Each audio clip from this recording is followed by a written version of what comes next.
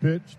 I would say that you would bet that the Reds would have won all of those games, but they've lost 2 of 3.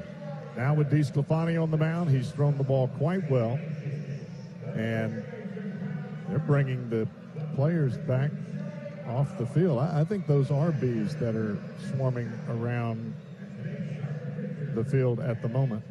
Yeah, we had a cluster of insects that were flying around out away from the radio booth, but they were between home plate and where we are located, directly behind home plate here at Great American Ballpark. And they moved out some, and right now they seem to be over the infield or around home plate.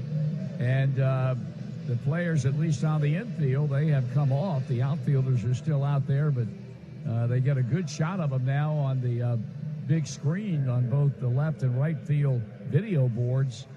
And so it's going to be interesting to see how long this situation will go on before the Reds and the Giants will be able to get this game underway. I don't think there's any question with the close-up now that they're bees. Yeah, you could see them far away, and it looked kind of maybe that they were gnats or flies, but you get a little closer, and that's definitely bees. And we've seen this throughout Major League Baseball. Saw it in spring training a couple of times where you get a bee swarm, and it just stops.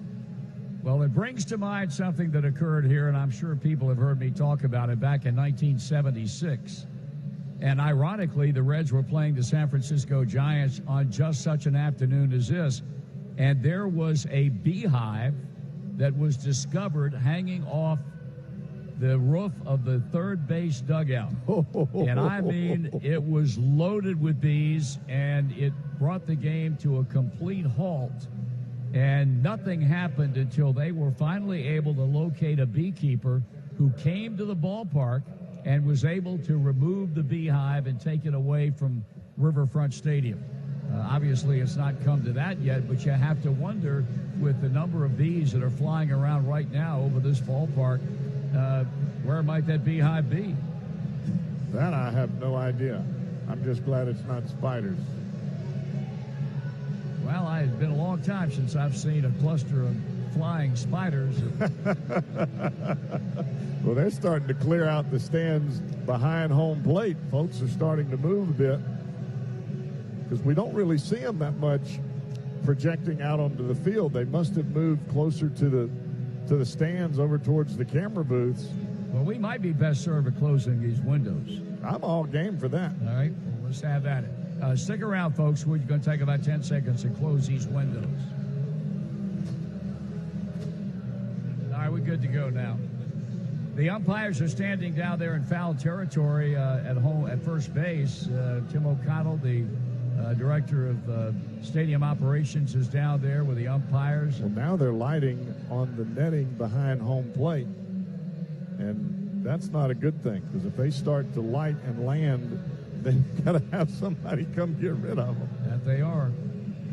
So this could turn out to be a rather lengthy delay in the beginning of this ball game. And we picked up on it maybe 10 minutes before the game was supposed to get underway, and they were directly in front of us, but just swirling around, which for the most part they're still doing now. But there's really nothing anybody in this ballpark can do about the situation. I don't know that at this point. I don't think you can do anything with them flying in the air. I don't think a beekeeper, as long as they're airborne, I don't think there's a whole lot of a beekeeper could do about remedying the situation and allowing this ball game to get underway. Now we look down, and I can all over behind they certainly the diamond seats behind home plate. There are people that are staying down there, but we can look down and see where they are basically over the first two sections. As we look down from our radio booth, the one closest to the third base dugout, and then the next section going toward the first base dugout in the diamond seats, very few, if any, at all. And now somebody's come out with some type of spray. He looks like Rocket Man.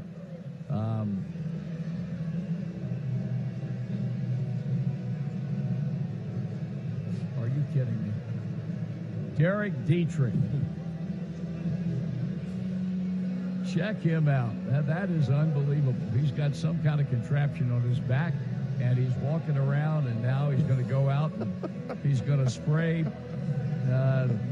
in the general direction of where these creatures are. I don't think he's spraying anything, but he looks good. He did look good. He looked very good. And now you got 1, 2, 3, 4. You got 6 Reds players still out there. So only 3 of the starting 9 have left the field. And Puig is coming from the outfield, and he's messing around with the remaining guys that are still hanging from the infield. Joey Votto is down there, and I guess it's Peraza and Iglesias, or Farmer and Iglesias. And now 2 of the 3 outfielders are starting to come in along with Puig from the outfield. But all people can do now is stand and look and watch and make a determination in their own minds whether they'll be right or not. Only time will tell as to how long we'll have to wait before this game gets underway. But they are situated right now over the 2 sections in the diamond seats closest to the third base dugout. And they're going in the third. They're going towards the third base dugout. Might go back in the locker room if I'm over there. And Billy Lutz is down there, the man that they could not play baseball without him being on a camera. And he's on that third base camera, and they are now descending toward Billy, and he's taking a towel and trying to swat him. That's an intelligent move. You make sure and make those boys happy. That'll get it done now. And now Kurt Casale's out in full gear, and I'm not sure what you do at this point in time. I guess you can wait until the cows come home. But if they decide that they're not going to go anywhere, then you're going to wait a long, long time. But I think we're going to send this back to our stations. Okay, we'll take a break, and we'll be right back and bring you an update if there is. Looks like now, I mean, they look like they were heading towards the third base dugout, but now they've moved more into the stands. I don't really see them out towards the field of play now. I don't see him at all, to be honest with you. And we may ultimately end up going ahead and playing, but we'll see. Yeah, well, we're going to stick around for just a moment or so longer and see exactly what they opt to do. But I agree with you. They're moving toward the stands now. In fact, we can look to our left, and you see them swarming around the start of the second deck behind the third base dugout. So they're going airborne and away from the field. And the crew chief, Paul Nauert, he is jogging over to the third base dugout. I would imagine to talk to Bruce Bochy about whatever he wants to talk about. But for the most part, the Bees have vacated the field area and then continue to move. Those folks sitting in the first few rows of the second deck behind the third base dugout, they are on their way toward them, but they don't seem to be concerned about them a little bit. So, do we actually have a bee protocol in Major League Oh, Baseball? no. I don't think so. It'd be really interesting, though, to find out where the beehive is. Now, that would really be something if that baby determination that we are good to go.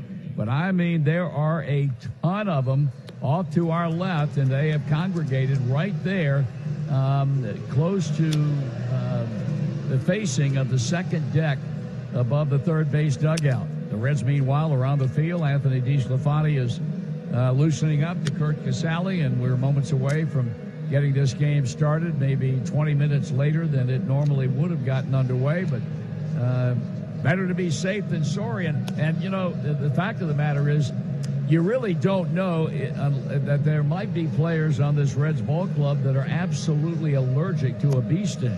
So you can't take a chance like that. And it looks like they're heading to the owner's box. I mean, that's right where they're at. Well, they might be mad about the way this club's played lately. That's not good. No, it isn't. I would recommend highly closing the windows and getting out of the line of fire. It'll be Panic and Duggar and Boyd. A vote here in the top of the first inning for the San Francisco Giants. And this game was slated to start at 12:35, and so it'll be roughly 15-plus minutes later than it normally was supposed to have started. But this is a rarity indeed. I'd be interested to know where and I would imagine, as rare as it might be, there have been other places that have had to deal with a similar situation down through the years. But here we are on the 5th of May, not even heavy duty into summertime yet. We've got a whole boat. I mean, it looks like more bees now than we saw earlier when they were flying in front of the Reds press area. Well, they're flying a bit tighter than what we saw out in front of us. So now we're set. Joe Panic will lead it off. Our first pitch, as always, brought to you by Belterra Park, Cincinnati. One amazing place to play. Panic, a .206 batter, 2 homers and 10 runs batted in. He's had 20 hits on the year, and 15 of them have been singles. But he's hit a couple of home runs and has driven in 10 runs. And DeSclafani poised and at the ready as he winds and delivers, and Panic swings and fouls, and this game is underway. 18-minute game delay at the beginning. And 73 degrees is our game time temperature here at Great American Ballpark. The 0-1 pitch on the way, and that one is lifted into left field, shallow. Going out to get it is the shortstop Iglesias, and there's one out. We talked about DeSclafani briefly before the B issue came about. He's thrown the ball awfully well here lately. The last 3 starts out, he's given up 1 earned run, 17 2/3 innings. One down on the pop-up by Panic, and here's right fielder Steven Duggar, rewarded for having a great series by being moved up in the batting order. He'd been batting 8th. He's now batting number 2 today, and this young man over the last 4 games has had 9 hits. And the pitch to him is taken for a strike. DeSclafani lifetime is 1-1 with an ERA approaching 7 against the San Francisco Giants baseball team. Has thrown the ball extremely well of late. The 0-1 on the way and a foul ball back. Defensively, the Reds have Votto at first, Farmer at second, Suarez at third, Iglesias at shortstop. Nick Senzel in center. To his right and left is Jose Peraza. To his left and right is Yasiel Puig. Kurt Casale giving Tucker Barnhart the day off. And a 2-strikes-and-nothing count on the waiting Duggar, and that one is lined into right center field, a base hit, and this young man continues to make extremely solid contact. That puts Duggar 10 for his last 15. That just doesn't happen by chance. That plays now. Rob Butcher's just made an appeal. Do you want the windows open or shut? Now that has to do with the members down in the press box. We know what we're going to do if those bees move this way. We can close our windows. They need help from stadium operations to do it over there. First pitch missing outside, ball 1 to Stephen Vogt. Vogt has just been with this ball club a matter of days, and boy, did he ever more make his presence felt in his Giants debut on Friday night. Came off the bench late, had 3 hits and as many times at the plate, including a home run that he hit off Iglesias with 2 outs in the bottom of the 9th to tie the game and enable the Giants and the Reds to play on, and they won it in the 11th inning, 12-11, on a home run by Evan Longoria. 2 balls and no strikes on the left-handed batting Vogt. Quick throw over to first, and Duggar's back. Chad Whitson, our plate umpire. Hunter Wendelstedt at first, Jordan Baker at second, and Paul Nauert at third. DeSclafani studies Casale, straightens up on the mound. Duggar with a lead. The pause by the right-hander in the pitch, and now he's behind 3 balls and no strikes. Well, both times that Vogt has gotten out in this series coming off the bench have been against left-handers. Garrett got him with a strikeout. Cody Reed, in his 1 appearance, got him with a strikeout. The right-handers, they haven't gotten him out yet. Well, he's a pitch away from putting 2 men on base here with 1 man out. And another quick throw over, and Duggar dives back into the bag hands first.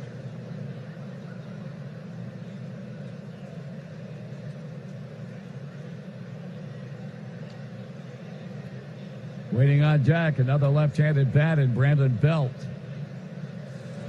And there's a call strike, 3-1. So tomorrow we emanate from Oakland. Monday, Tuesday, Wednesday, night games, Thursday afternoon, and then the Reds and the Giants next Friday, Saturday, Sunday. Reds will be back home a week from Tuesday against the Chicago Cubs here. Fly ball down the left field line. That ball is going to be a foul ball. And DeSclafani has come back to run the count full at 3-2. Reds on Radio and Cincinnati USA Regional Tourism Network welcome Reds on Radio affiliate ESPN Radio WIEL FM 106.1 and AM 1400 from Elizabethtown, Kentucky for today's game. For endless things to do all year long, stay close to CincinnatiUSA.com. And having said that, we'll have Linda Antis on with us from CincinnatiUSA.com. Runner goes, swing and a miss, throw down to second, and he's safe. They got the strikeout, but not the throw out. As Vogt strikes out and Duggar steals the bag, his first of the year.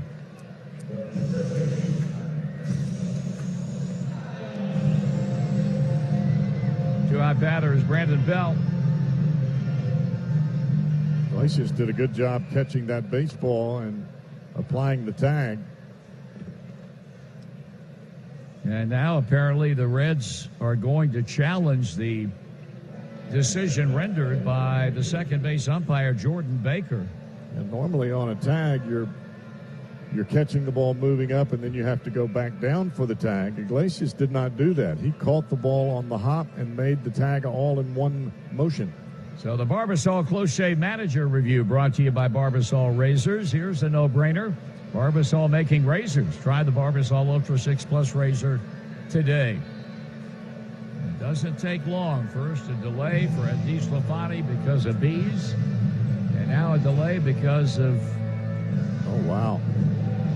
He's going to be out. Looks like his right foot, as he was sliding in, caught the foot of Iglesias rather than the bag. I think that was the reason for the challenge.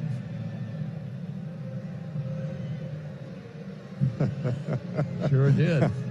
That's not real fun.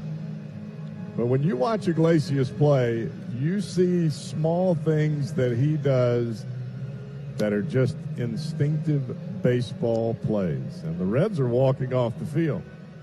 But at least they're coming in. They've seen the replay on the big board. Well, the guys that are listening in are not taking very long to get a decision rendered, and that is out. So it is a strikeout, throw-out, double play, and that's because of Iglesias, and what a very, very bright young man he is. We go to the bottom of the first. No score on the Cincinnati Bell Reds Radio Network. On 700 WLW. We pause for identification on the Cincinnati Bell Reds Radio Network. President Trump's former fixer is now starting his federal prison sentence and getting ready for tomorrow's special election. These stories and your forecast after the game on the home of the Reds, News Radio 700 WLW Cincinnati. Bottom of inning number one unfolding with Nick Senzel batting in the leadoff spot today and taking ball one inside from this 30-year-old left-hander out of Colliersville, Tennessee, Drew Pomerantz, and a fly ball hit back into deep right field, and he's homered. How about Nick Senzel? Pretty good way to lead off. Took ball one and then took it out of here to right field off of Pomerantz to give the Reds a 1-0 lead. Second home run for the rookie, and that's a way to get things started. The Reds have played long ball like nobody's business in this series. They, of course, had 5 the other night. They hit 2 last night, hit 4 last night, I should say. The back-to-back-to-back homers in the first, and then the 2-out solo pinch hit home run by Kyle Farmer in the ninth. Here's Votto swinging and fouling it out of play, 0-1.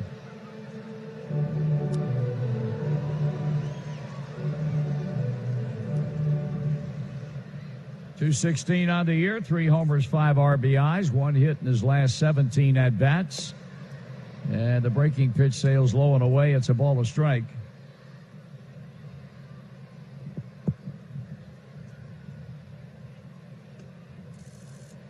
And trying to strike his call as Pomerantz gets ahead. This guy's been around the block. His career professionally began in the Indians organization. Since then, he's gone to Colorado. He's gone to Oakland. He has appeared with the San Diego Padres and the Boston Red Sox. And now with the San Francisco Giants, swinging and a slow bouncing ball to the right side. The second baseman up, throwing, and safe. Had to come a long way. That's the price you pay when you play that guy in short right field. And that ball was perfectly placed, whereby he and only he was going to be the guy to make the play on that ball. Panic had to go a long way. And by the time he got to it and flipped somewhat awkwardly to the first baseman, Brandon Belt, it got to him on a bounce, and Votto beats it out for an infield hit. It's one of those balls you couldn't have really rolled it out there with your hand any better. There was no chance for Belt or the pitcher to get it, and Panic's playing out in right field. They got to give Joe Panic oxygen. That's how far he had to run. And now Suarez stands in, and that pitch is in the dirt, skips away from Stephen Vogt, but not far enough to allow Votto to move up. Fans, stop by Keystone Bar and Grill. It is the official mac and cheese of the Cincinnati Reds, with locations in Hyde Park, Clifton, and Covington. They dropped off to us today, and we were very, very fortunate. The ever-popular Cuban sandwich, a fabulous steak burger, dry rub wings, Mighty Keystone, and the barbecue bacon cheeseburger, mac and cheese. Everything was outstanding. And don't forget, you can find Keystone's famous mac and cheese right here, Great American Ballpark. Our thanks to Chef Dante, who was the man who oversaw the preparation of this food. It was real good. The pitch. Swing and a foul. So a game delayed for 18 minutes because of flying bees. Gets started, and for the Reds, a good start. A home run to right by leadoff batter Nick Senzel. Votto with an infield single. And I don't see any semblance of him now, do you? I do not. That ball is hit foul at third.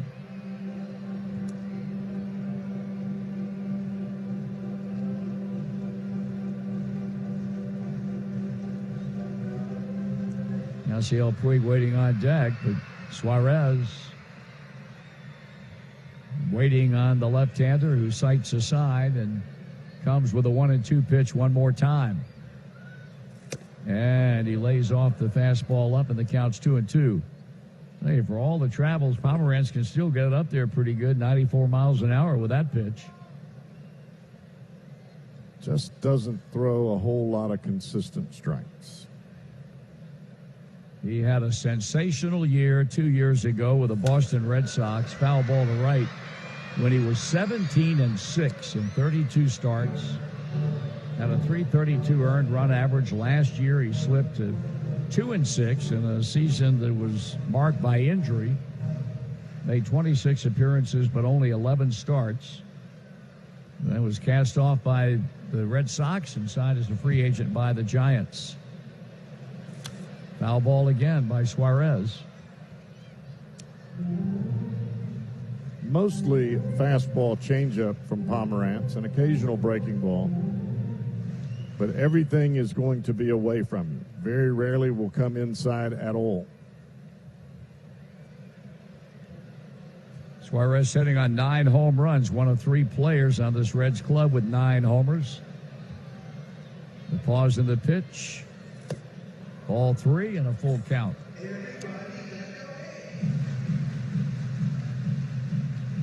And Suarez and Winker, Dietrich all hit home runs last night in the first inning. They began the day with 9, and only one of that 3 in the lineup, and this man right here. Grounded foul at third. Suarez causing Pomerantz to throw a lot of pitches in this at-bat. Well, we saw a lot of pitches from Samardzija in the first inning yesterday and a lot of home runs to boot. But he settled down and threw the ball awfully well after that. Boy, he sure did. Kept his team in the game. Votto with a short lead at first, and now Pomerantz will work that way. Do you think he thought Joey was going? I would think probably not. Do you agree with that? Maybe he just wanted to switch it up on the 3-2 pitch. Mm-hmm. He's not going to be running here either. Swing and a foul. 3-2 and holding.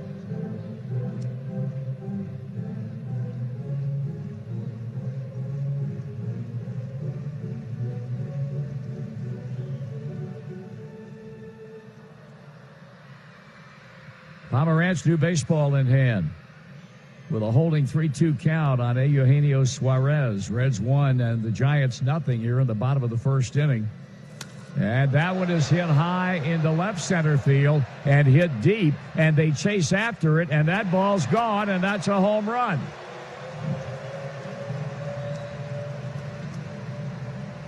There's your club leader with 10 of them.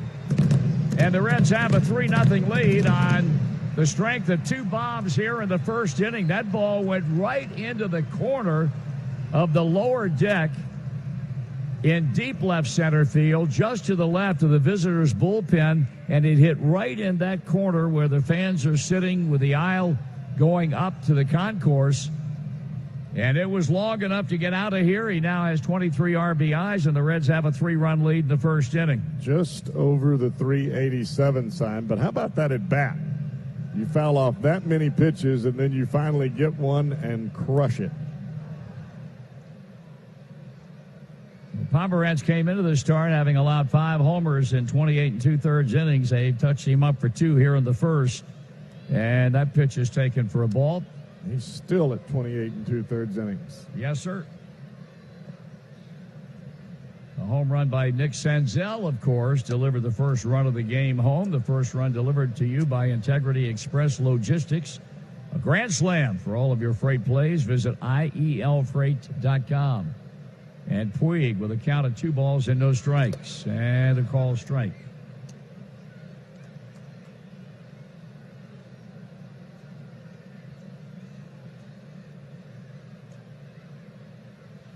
That one is fouled off.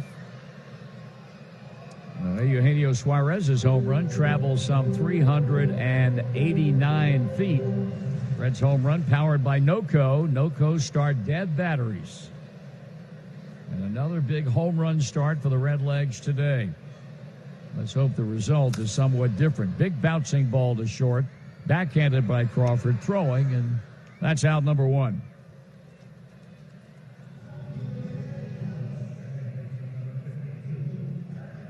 Here's Kyle Farmer. First career start today at second base. Last night, a 9th inning pinch hit home run. This guy's got 5 home runs in very limited playing time.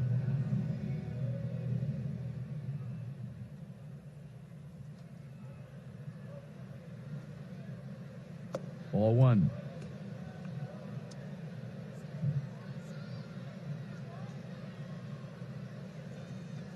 242 batter, 11 runs batted in. He bats him right-handed. He takes and strike to him, and it's 1 ball and 1 strike.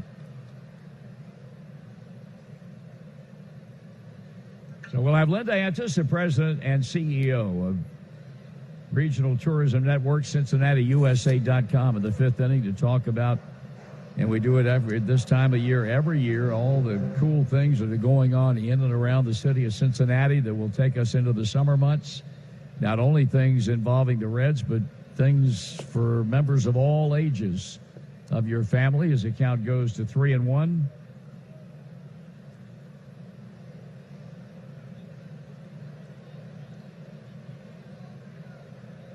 Farmer bringing it. Farmer swinging, and it's a full count. 3-2 now. Pomerantz versus Farmer. On deck is shortstop Jose Iglesias.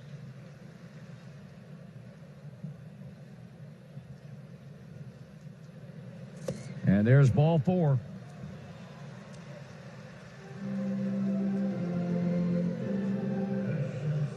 So he's managed to retire only 1 batter. He has just issued his first walk. And now we'll contend with shortstop Jose Iglesias.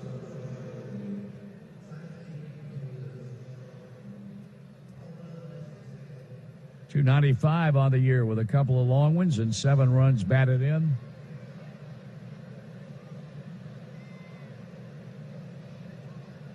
Runner going, pitch taken, throw down way high, and a stolen base for Farmer.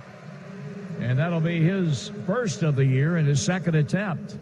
Well, the Reds know coming into this ballgame, Stephen Vogt does not throw well.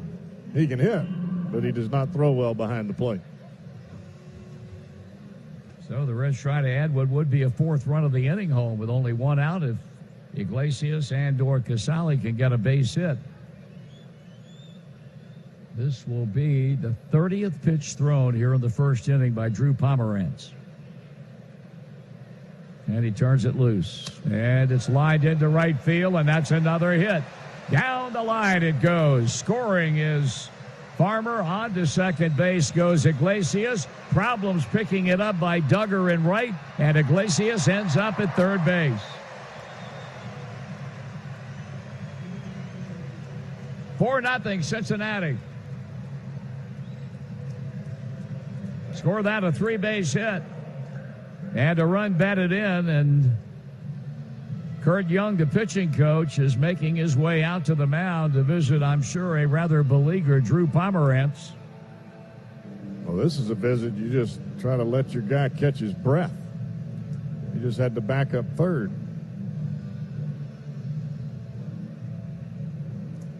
I think Iglesias thought that was just going to be a routine double when he rounded first. And he saw that ball rattle around down by the Reds bullpen. He kicked it into high gear. First three-base hit of the year for Iglesias. The meeting is over with. And Kurt Casale will stand in, the seventh man to hit.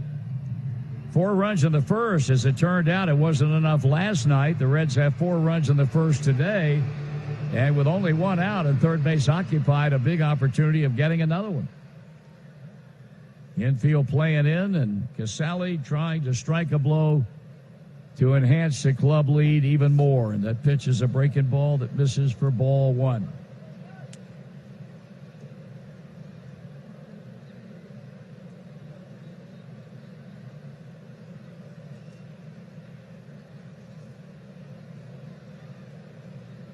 The left-hander back to the plate, inside 2-0. Well, you're right about him. You dead on it. I mean, you go 2-0. I watched him pitch a long time. 2-1, 3-1, 3-2. He is going to pitch on the very edge of the plate, if that. 2-0 the count on Casale, who can swing the bat a little bit. And he lines a hit to left. And the run is in, and the Reds now lead it by a score of 5-0. The only out, the ground out by Puig to shortstop. Here's the left fielder, Jose Peraza. His first start in left field this season and his 9th appearance overall in his major league career out there.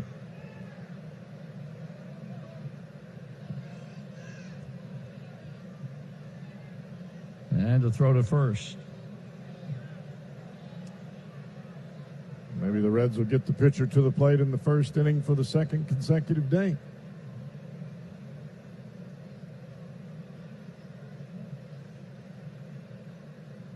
Pitch.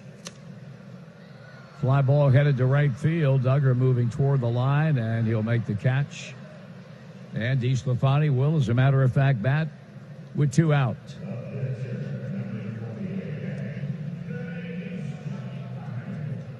You come see the Reds, be sure you've downloaded Ballpark, the official Great American Ballpark app. Check in at the game to unlock special offers, exclusive content, and seat upgrades. Download Ballpark for free and play Baseball Bingo presented by Didja. So 2 down of the inning. DeSclafani swinging a miss. It all started with Nick Senzel opening the first inning with a home run to right. Votto had an infield single. Suarez homered to left center. 1 out later, Farmer walked, stole second, scored on a 3-base hit to right by Iglesias, and Casale brings him in with a single to left. Peraza's fly to right, and the count goes to no balls and 2 strikes. Next pitch for Pomeranz will be his 37th of the first inning.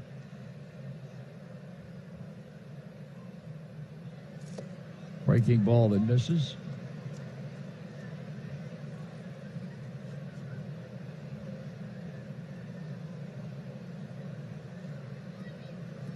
1 ball and 2 strikes.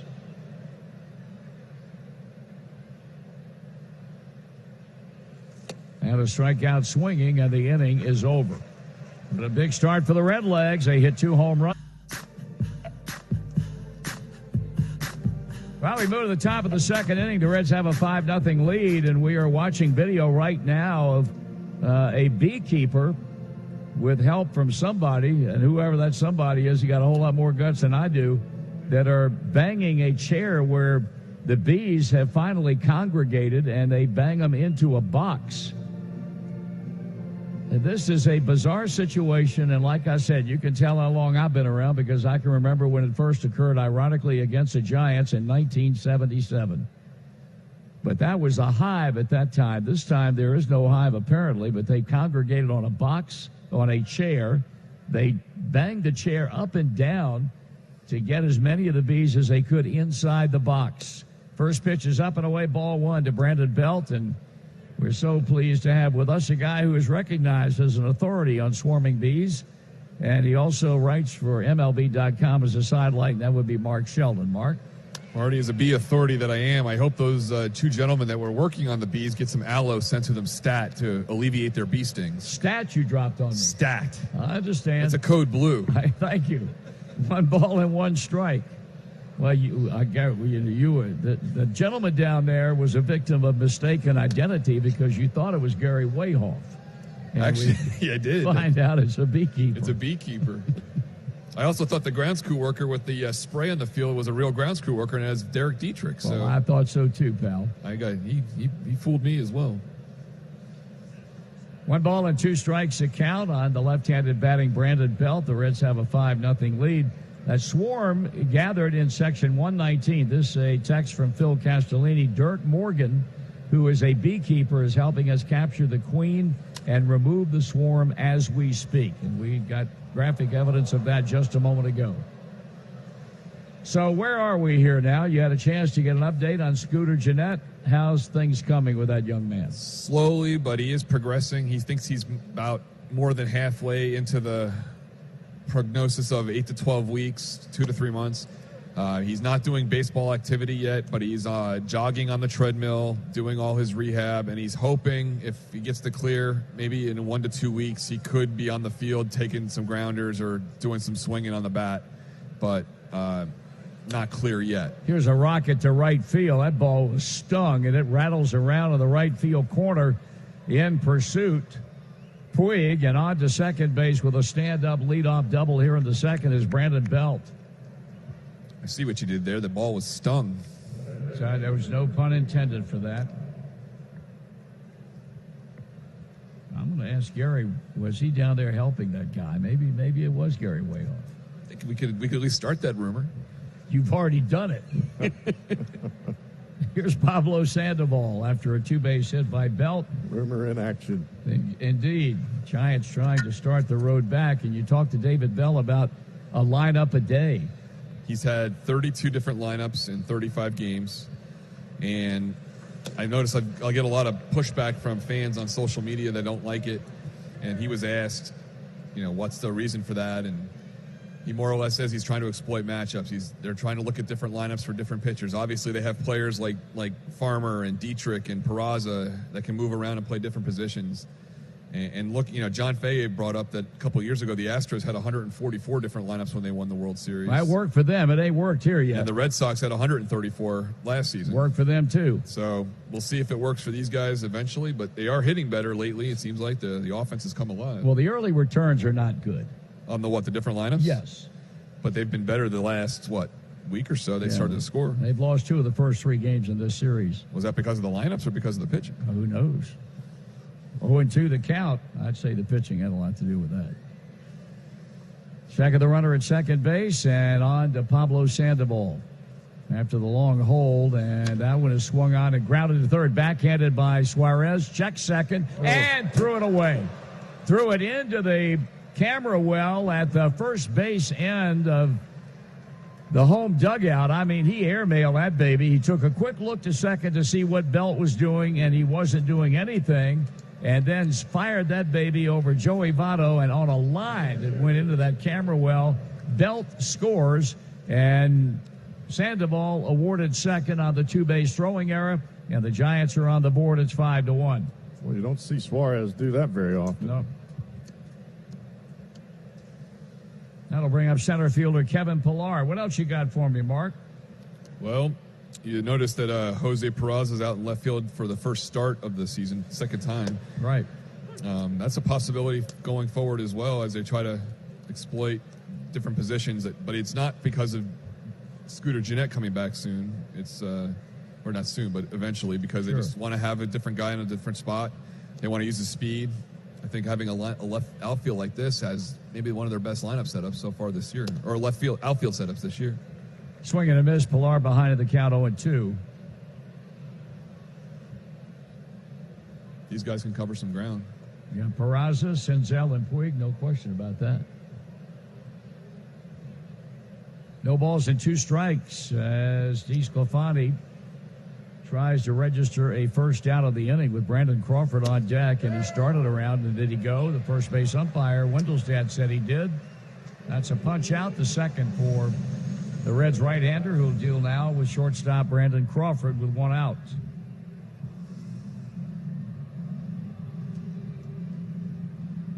Noticed last night that Scott Schebler had a couple of hits and knocked in a run. I hadn't seen that. Louisville Bats. Maybe that's a sign of something that maybe has clicked for him. And he's the kind of guy you root for, isn't he? Yeah, he's a good guy. There are a lot of guys that you pull for because they're good people and their heart's in the right place. And conversely, there are guys that you don't root for because they're not good people. I can tell you, I remember in St. Louis, he came in all soaking wet after a game, sweating out of breath.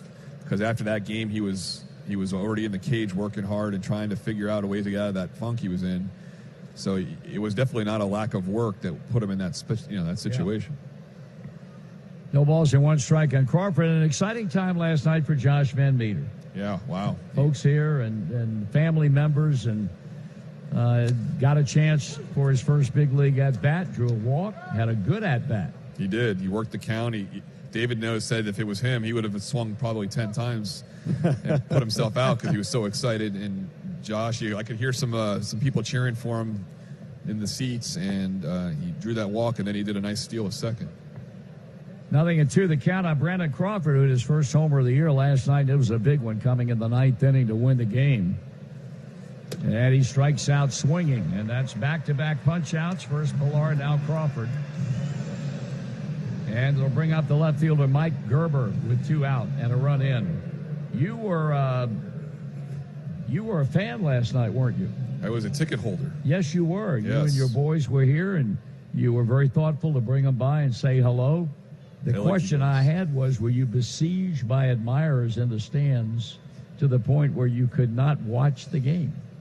That does happen a lot, Marty, as you know. That's the reason why I asked the question. And you handle it very well. I try to handle it all very well, but no, I was wearing a disguise yesterday to prevent that. I was wearing my Monterey Sultanas hat. You were. It's a very attractive hat. Thank you. And that fooled a lot of people. So I was able to get by unrecognized. No paparazzi caught me. I wasn't on TMZ. I just had a nice afternoon with my boys. Well, you've always handled the crush of fans with great aplomb. As you, because I watched you do it, and I've learned from the best. And a steal of third by Sandoval. Ball popped out of the mid of Casale. He had every intention in the world of throwing, so Sandoval gets a steal. Well, I thought you were excellent last night. Well, thank you. I mean, you must have read about Leonardo DiCaprio. He was at the Tribeca Film Festival. Was he now? Yeah, and he had a hat pulled down real hard. Same way you had that hat last night. Yeah. But people recognized him. I'm stunned that you were not recognized. Well, I haven't won any awards yet. I want to throw a yet in there because you never know. My day may come. I may be asked to. Oh, your day's coming. There's no question about that. You can take that to the bank. Maybe I'll win a City Beat award for my effort here locally, and I can work my way up from that. Yes. Well, I might add, in all seriousness, you've got 2 fine sons. Thank you very much. I really appreciate it. I love those guys. Nice young men. They really are. Swing and a miss by Gerber, 2-1. So you're not going to Oakland, but you are going to San Francisco. Yes, sir. I have my son. One of my sons has a band concert on Tuesday, which I'm thrilled to be able to go to, and then I will meet you guys on Thursday in San Francisco. Here's a 2-1 pitch with a runner at third base now and 2 out, and Gerber takes ball 3. How does San Francisco rate in your... I'll be honest with you, speaking totally candidly, it's rating less and less every year. Well, there's reasons for that. Yeah. I mean, I love going there, and there's parts of it I really still do love, but they really need to work on the Union Square area. Unbelievable. It's just smells bad. It really does. There's a lot of stuff going on over there that I think they need to address, but also around other parts of the city too. Yeah. 3 balls and 2 strikes as Gerber takes a strike, and DeSclafani trying to end this inning with a runner at third base, and Sandoval, and there's a strikeout swinging. So he got 3 punch outs in a row. The Giants get a Reds.com/baseball101. We're in the bottom of the second, and the Reds have a 5-1 lead, and Drew Pomerantz throws Nick Senzel ball 1, as he did when Nick led off the Reds' first inning. And then on the next pitch, he took it out to right for a home run. That's a strike on the outside. 1 ball, 1 strike. Reds sent 9 men to the plate in the first, scored 5 times, hit 2 home runs, Senzel and Suarez. That one is drilled back into deep right field. Did he get another one? He did. This game ain't that easy. 2 opposite field home runs his first 2 times up. 3 home runs already since coming up from Louisville and starting on Friday night. And the Reds have a 6-1 lead.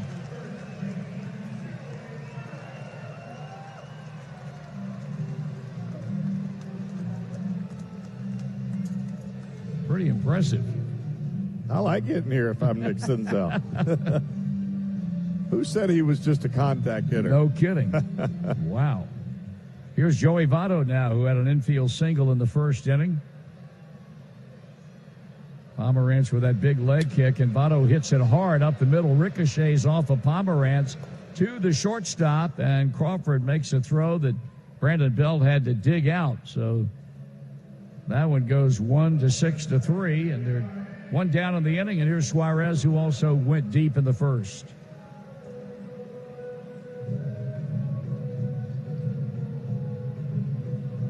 All right, folks, it is now time for our Cincinnati Bell trivia question of the game. Text the word vote along with your answer of A, B, or C to 66128 for your chance to win a pair of tickets to the Reds Hall of Fame and Museum, a $25 Skyline Chili gift card, a $25 Dunkin' Donuts gift card, and a free haircut from Great Clips. All brought to you by Cincinnati Bell, connecting what matters. There you go. Count of 1 ball and no strikes on Suarez with 1 out and 1 in. Let's go back again to the 1869 Red Stockings. Line drive base hit to left, and the hits just keep on coming off of Drew Pomerantz.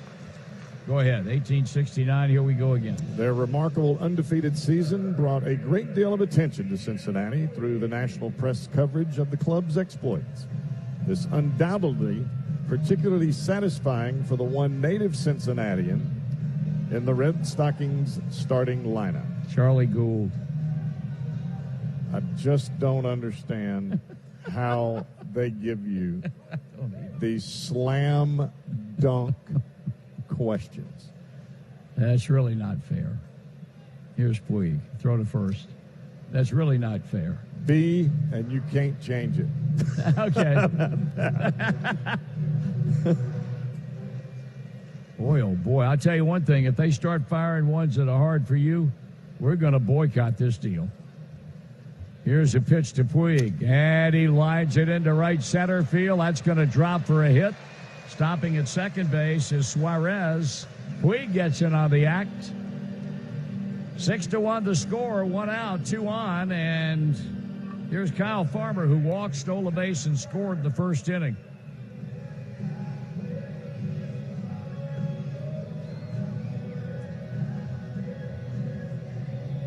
There's only so much that you can say if you're the pitching coach, Kurt Young. He went out in the first inning, and that's only 15 minutes after the guy warmed up. Yeah. Now you got to go back out there again. He has reached the mound for his second venture in that direction today.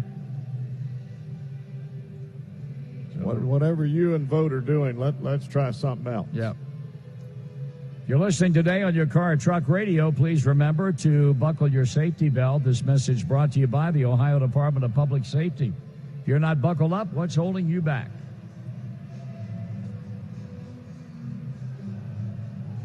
Well, they've got a right-hander, Vincent, throwing in their bullpen.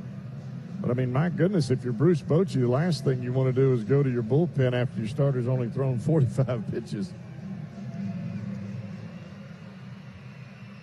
May not have any choice. Here's Kyle Farmer.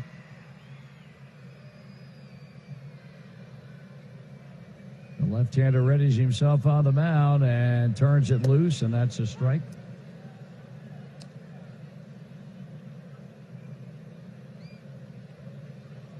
I wouldn't lay a cookie up there to this guy. No. He's got some serious sock. In with a one-strike pitch. That's high for a ball. Tomorrow night, Tyler Malley will start the first of three against the Oakland Athletics. Mike Fiers will be on the mound for Bob Melvin's ball club. That is a 10:07 start. Now, yet I would imagine that means we'll be on the air at 9:35. Is that right? No, we are. Okay, we're getting precise now. So airtime for the pregame show will be 9:37. First pitch at 10:07. Same start time for Wednesday night, and then Thursday afternoon, the windup will be a 3:37 start. 2 balls and 1 strike on Farmer, straightaway outfield. Suarez at second, Puig at first, 1 out with a run in. The pitch, swing and a miss. Nick Senzel has homered each of his first 2 times up today, and both have been to the opposite field right.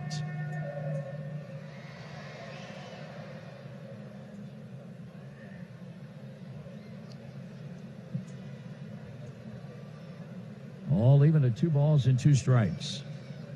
The pitch. Ball 3. And we'll find out if Bruce Bochy's patience finally runs out in the event that Pomeranz allows Farmer to reach base.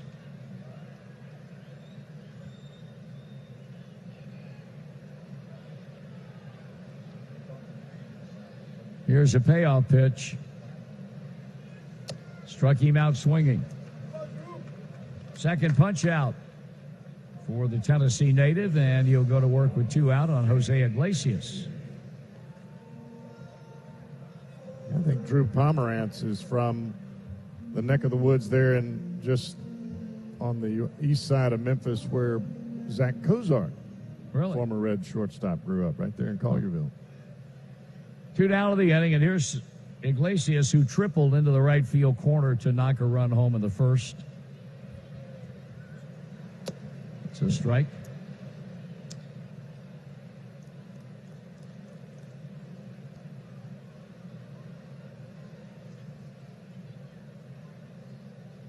Pomeranz will be delivering his 53rd pitch of this ball game momentarily, with a couple of runners on base behind him as the left-hander comes down to the belt and delivers. And that's shot foul.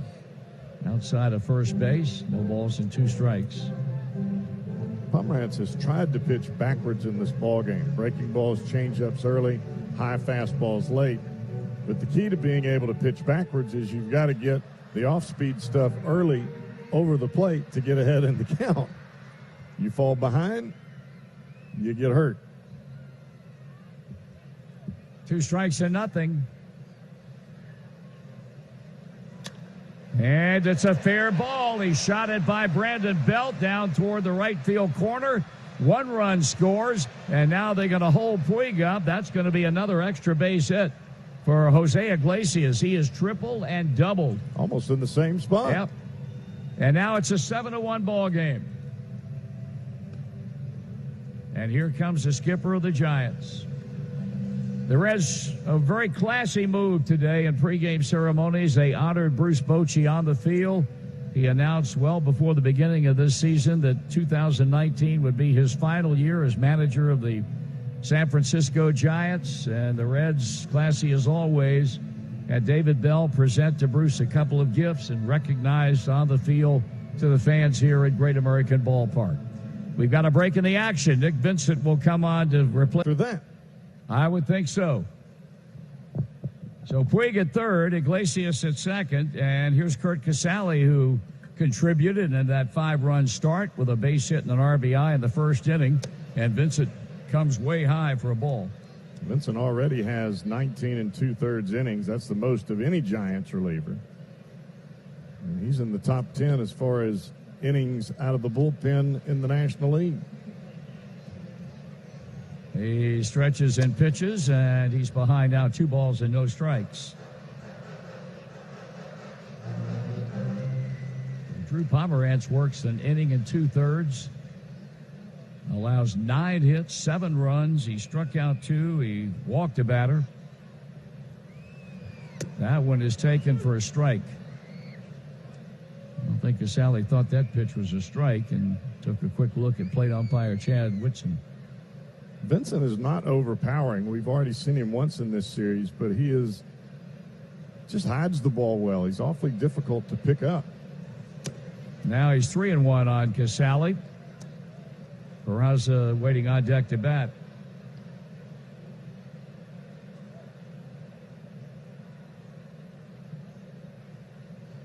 Always good to have a little bit of deception on the mound, whether you throw hard or not.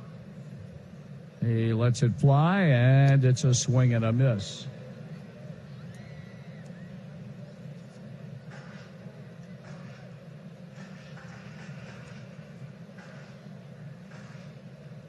So 3 balls and 2 strikes. Puig at third and Iglesias at second. The Reds have scored twice here in the inning on the heels of a 5-run first.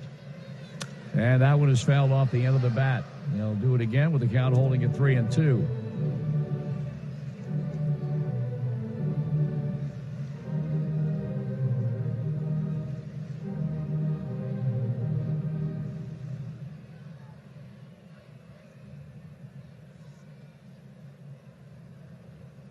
Nine went to the plate in the first.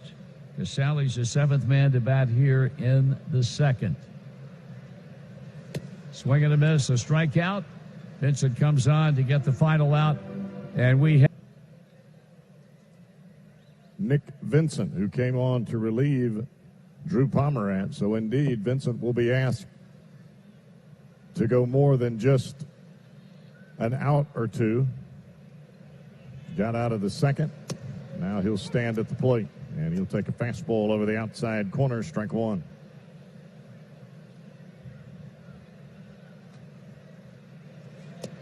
And another strike, fastball right down Broadway from DeSclafani. Boy, DeSclafani really bowed up after the double by Belt, the error in the second, and then he punched out the side, swing and a miss, and that was pretty obvious. Nick Vincent does not get to the plate a whole lot. 1 down.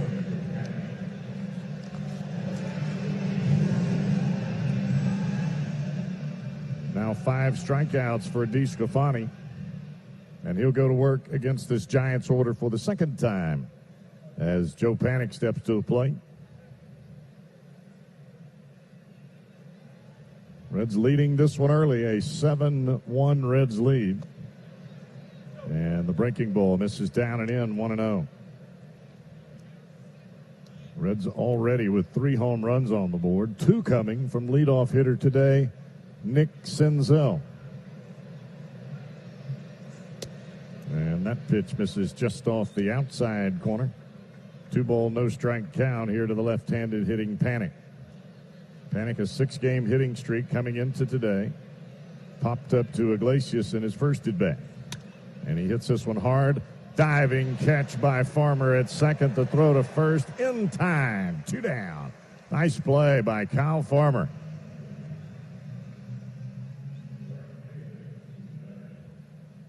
I don't think there's any question that if Farmer can get to the baseball, he's going to make the play.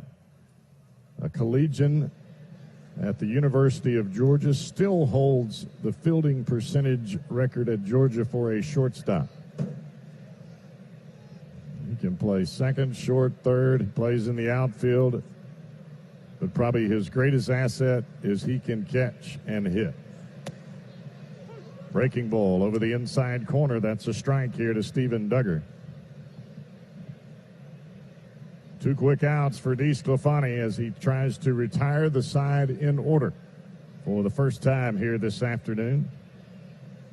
And the Reds righty turns it loose, and it's fouled to the left side, and he jumps ahead of Duggar.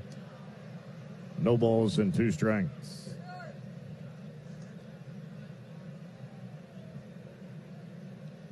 Duggar in this series has hit Reds pitching well. Is the one guy that has been a holdover in this Giants outfield from day one. The 0-2 pitch, and just missing right at the top of the inside corner. DeSclafani expecting that pitch to come back a little bit. It did some, but not quite enough, according to home plate umpire Chad Whitson. He's calling the balls and strikes today. Now DeSclafani looking over the top of his glove as Casale runs through the signs. Now Duggar believes he's taken too much time. He'll step out of the box.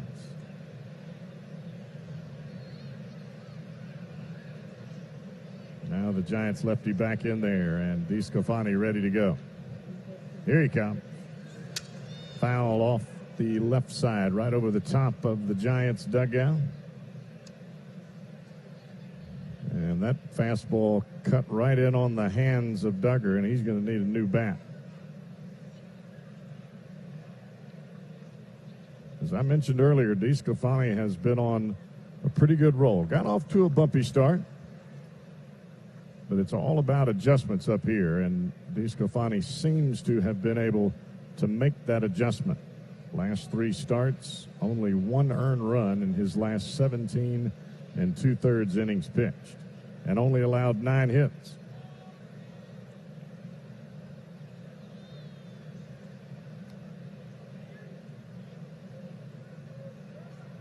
Now DeSclafani eyeballing Casale.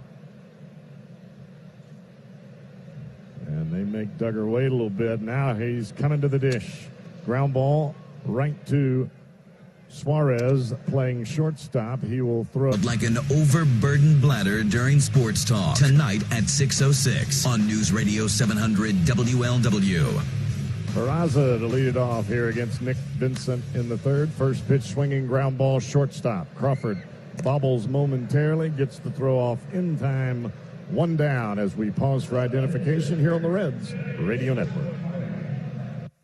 Holding special elections tomorrow. Maximum Securities owner says he won't run in the Preakness. And U.S. military flexing for Iran. Get the latest after the game on the home of the Reds, News Radio 700 WLW Cincinnati.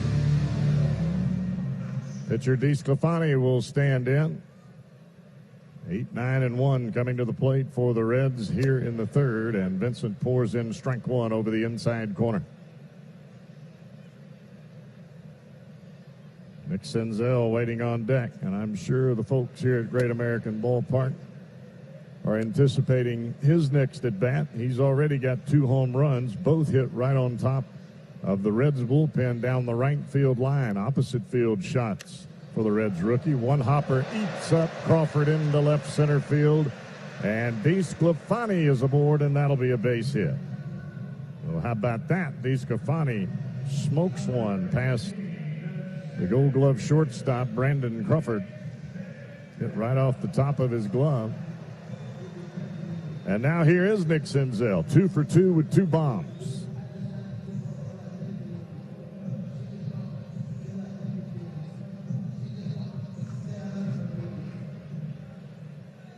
So back to the top of the Reds order. 7-1 lead. Reds have 10 hits on the board, and yes, we are in the bottom of the third inning. Breaking ball right on the outside corner. Strike 1 from Vincent.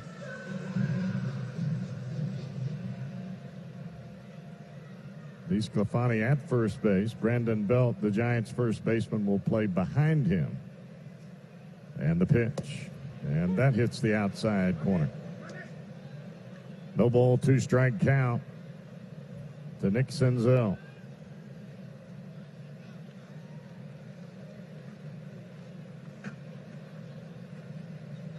The pitch fouled up into the third deck, right over the top of the Reds dugout. Fastball riding in on the hands of Senzel.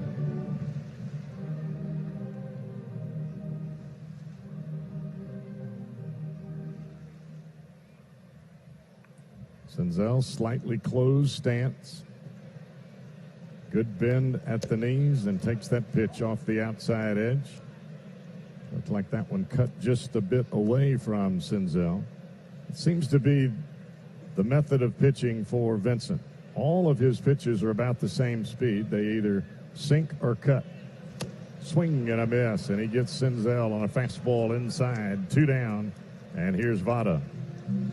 Steven Duggar made the final out of the top of this 3rd inning, and the game's 15th out is brought to you by Geico. Saving you money on car insurance has been Geico's home run for, yes, over 75 years. Get a quote today with a proud partner of Major League Baseball at Geico.com. Geico, so easy a caveman can do it. Votto takes a pitch off the outside edge. 1 ball and no strikes. Votto 1 for 2 here today. An infield single, and he grounded off the pitcher's glove. This ball pulled foul off the Reds dugout on the far end, as first base coach Delino DeShields will retrieve the ball and give that to a lucky youngster down beyond the Reds dugout. Some kind of beautiful day here at Great American Ballpark. Back-to-back days of gorgeous weather for these 2 ball games against the Giants. We did have a bit of a bee issue to begin this ball game. An 18-minute delay, a bee swarm right around home plate. And then it moved off into the stands. Jam shot flare into center field. That's a base hit. And Votto is aboard for the 2nd time here today. Vincent did his job. He got the ball in on the hands of Votto. But Joey able to inside out it and get enough of the barrel of the bat to the ball to shoot it right on into center field. Crawford gave great chase, but there was no chance for him to get to that ball. And now here's Eugenio Suarez. Suarez homered to left in his first at-bat, singled to left. Both of those at-bats coming off starter Drew Pomerantz. And a fastball will catch the inside corner, strike 1 from Nick Vincent.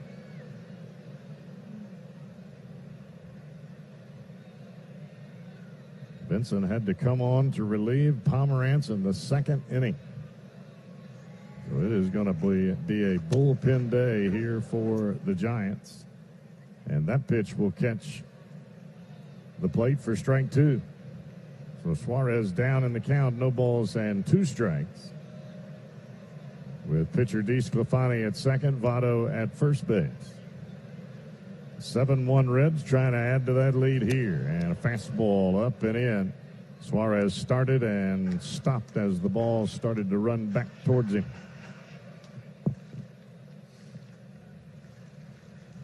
Reds already with 11 hits on the board, with a whole lot of at-bats left here in this ball game. The pitch, and a cutter off the outside edge. A check swing by Suarez. He did not go, according to first base umpire Hunter Wendelstedt.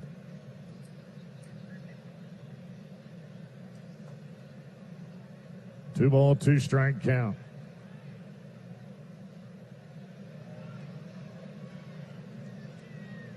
Stephen Vogt sets away. Line drive right center field on the run. Pilar, and he's got it. Suarez hit it hard. He just hit it to the wrong. Working on his 4th inning. He will get 3, 4, and 5 here in the Giants' order. Stephen Vogt, Brandon Belt, Pablo Sandoval. The final of this 4-game series started on Friday, ends on Monday. A bit unusual from a scheduling standpoint, but it has been quite the weekend on this 150th anniversary weekend for the Reds. Celebrating the 1869 Red Stockings and the history of the Reds franchise.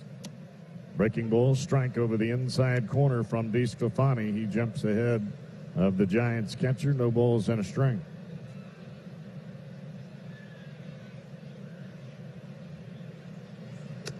Fastball well up and away.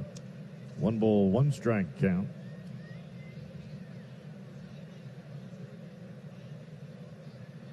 Reds lost the opener of this series 12-11. A huge comeback by the Giants at the end of the ball game. Swing and a miss. Good hard slider down and in to Vogt. Second ball game was a 9-2 runaway by the Reds. And yesterday's game, the Giants came back again 6-5 to win that one. And strike 3 called. Fastball right on the inside corner. Vogt back to the dugout. 1 down. Here's Brandon Belt. Belt really the only batter here in this ball game, at least through now 3 1/3 innings, that really barreled up a ball against DeSclafani. He pulled a double down the right field line. It was a leadoff double, and ultimately he came around to score. Changeup up and away here to Belt. Belt has always hit well in this ballpark, but his last few times in have been a bit of a struggle. Another pitch up and away, this time a fastball.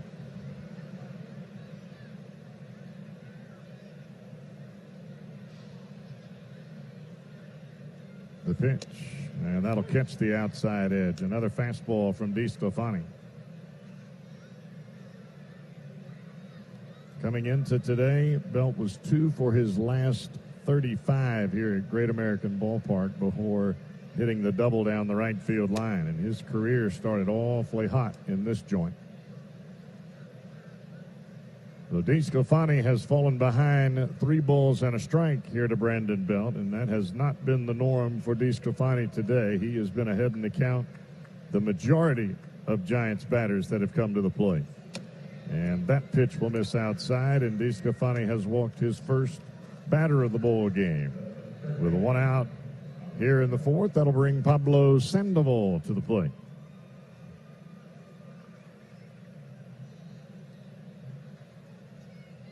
A warm afternoon here at Great American Ballpark. Starting to get a bit of a breeze.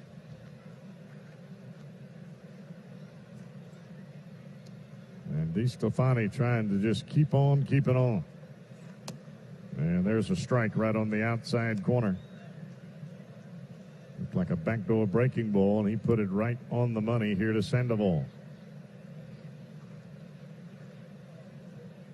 Reds play Sandoval pretty much straight up at the moment. Of course, the middle infielder's looking for a double play ball here. And that fastball up out of the strike zone. A ball and a strike now to the left-handed hitting Sandoval. The Big Panda 2 for his last 21.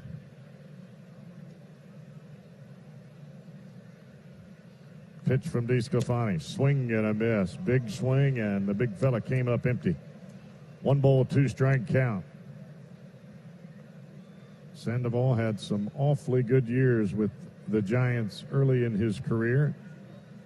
Took the big money to go to the Red Sox, and that was not real good. The pitch, and he pops this one foul to the left side, out of play. Ultimately cut loose by the Red Sox, and now back in a Giants uniform. Splitting a little bit of time with Evan Longoria. Longoria has been out with a shoulder issue after the first game of this series. The 1-2 pitch, and that's going to bounce to the plate. A nice stop by Curt Casale.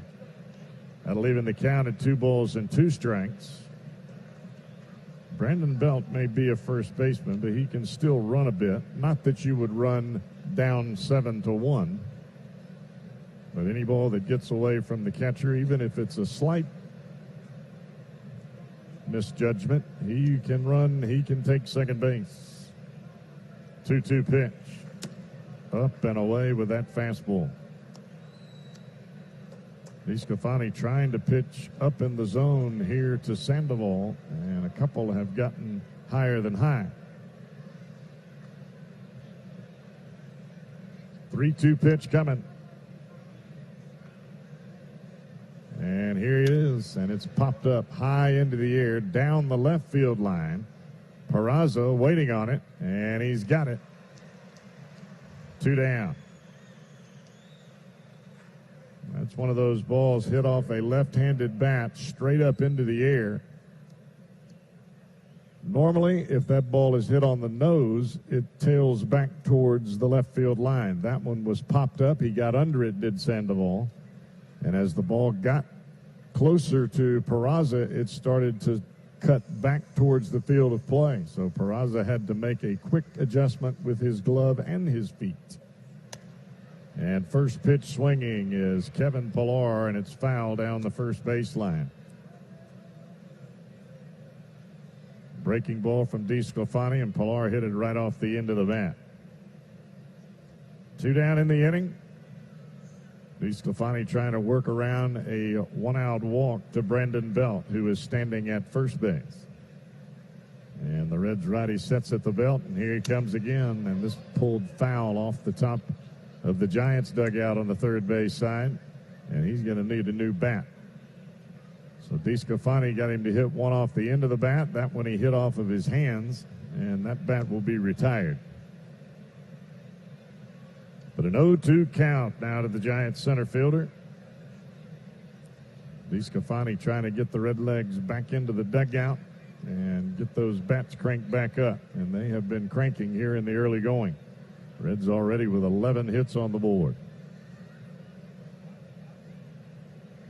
0-2 to Pillar. Just off the outside edge. Fastball down and away. A 1-ball, 2-strike count for DeSclafani against Kevin Pillar.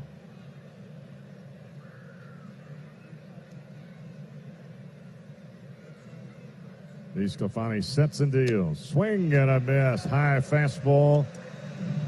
And Pillar. Reds looking to add to their 7-1 lead here against the right-handed reliever Nick Vincent. Vincent came on in the second. He's allowed a couple of hits, but yet to allow a run. First pitch swinging Puig. Ground ball to first. 1 pitch. 1 out, and that'll bring Kyle Farmer to the plate. Today's Toyota Tundra Home Run Challenge contestant, well, that would be Kim Krebs from right here in Cincinnati. And if a home run hit by a Reds player during today's game hits the Toyota sign, that's located out in right center field between the PNC Power Stacks, well, Kim, you'll win a brand new 2019 Tundra, all courtesy of your Cincinnati and Northern Kentucky Toyota dealers. Kim Krebs, good luck. First pitch to Kyle Farmer is a strike over the outside edge. And a foul in and out of the mitt on a breaking ball. And Vincent quickly ahead, no balls and 2 strikes. Farmer reached on a walk and scored back in the first, struck out in the second.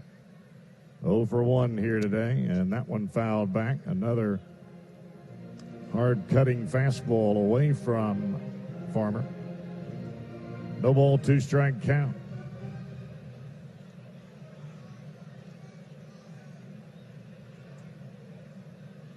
Vincent turns it loose. Swing and a miss. Got him up and in. 2 down.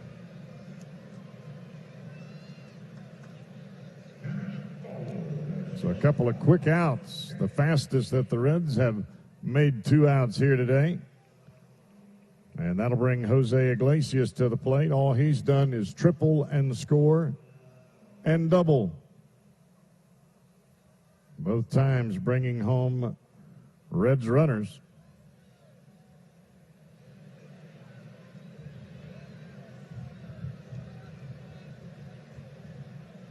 Pitch to Iglesias, swinging a foul. Looked like that one caught home plate umpire Chad Whitson in the left shoulder.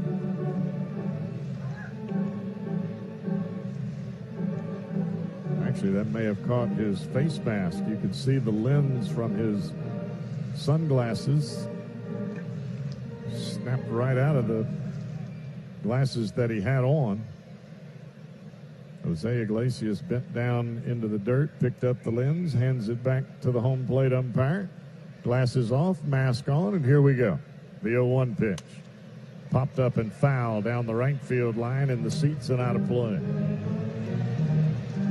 So Vincent has come on and quieted the Reds so far in his appearance on this afternoon. And here's the 0-2, and that one's fouled back.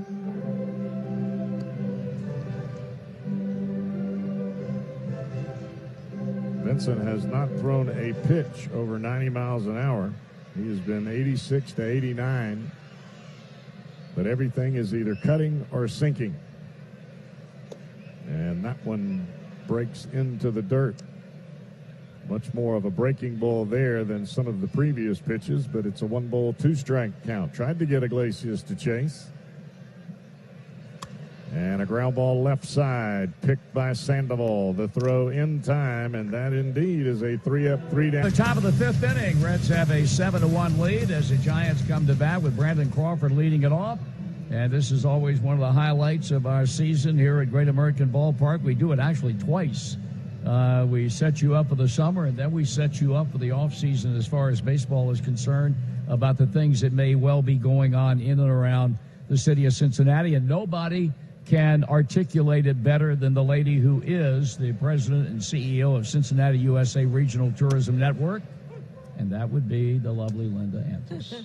Hello, Marty. How are you, Linda? I'm just great. You know, things are really buzzing here today. Oh, boy. I guess we're going to have to be on our toes for this interview, right? Yes, and not only that, but it's turned out to be a day where it's the be-all and the end-all.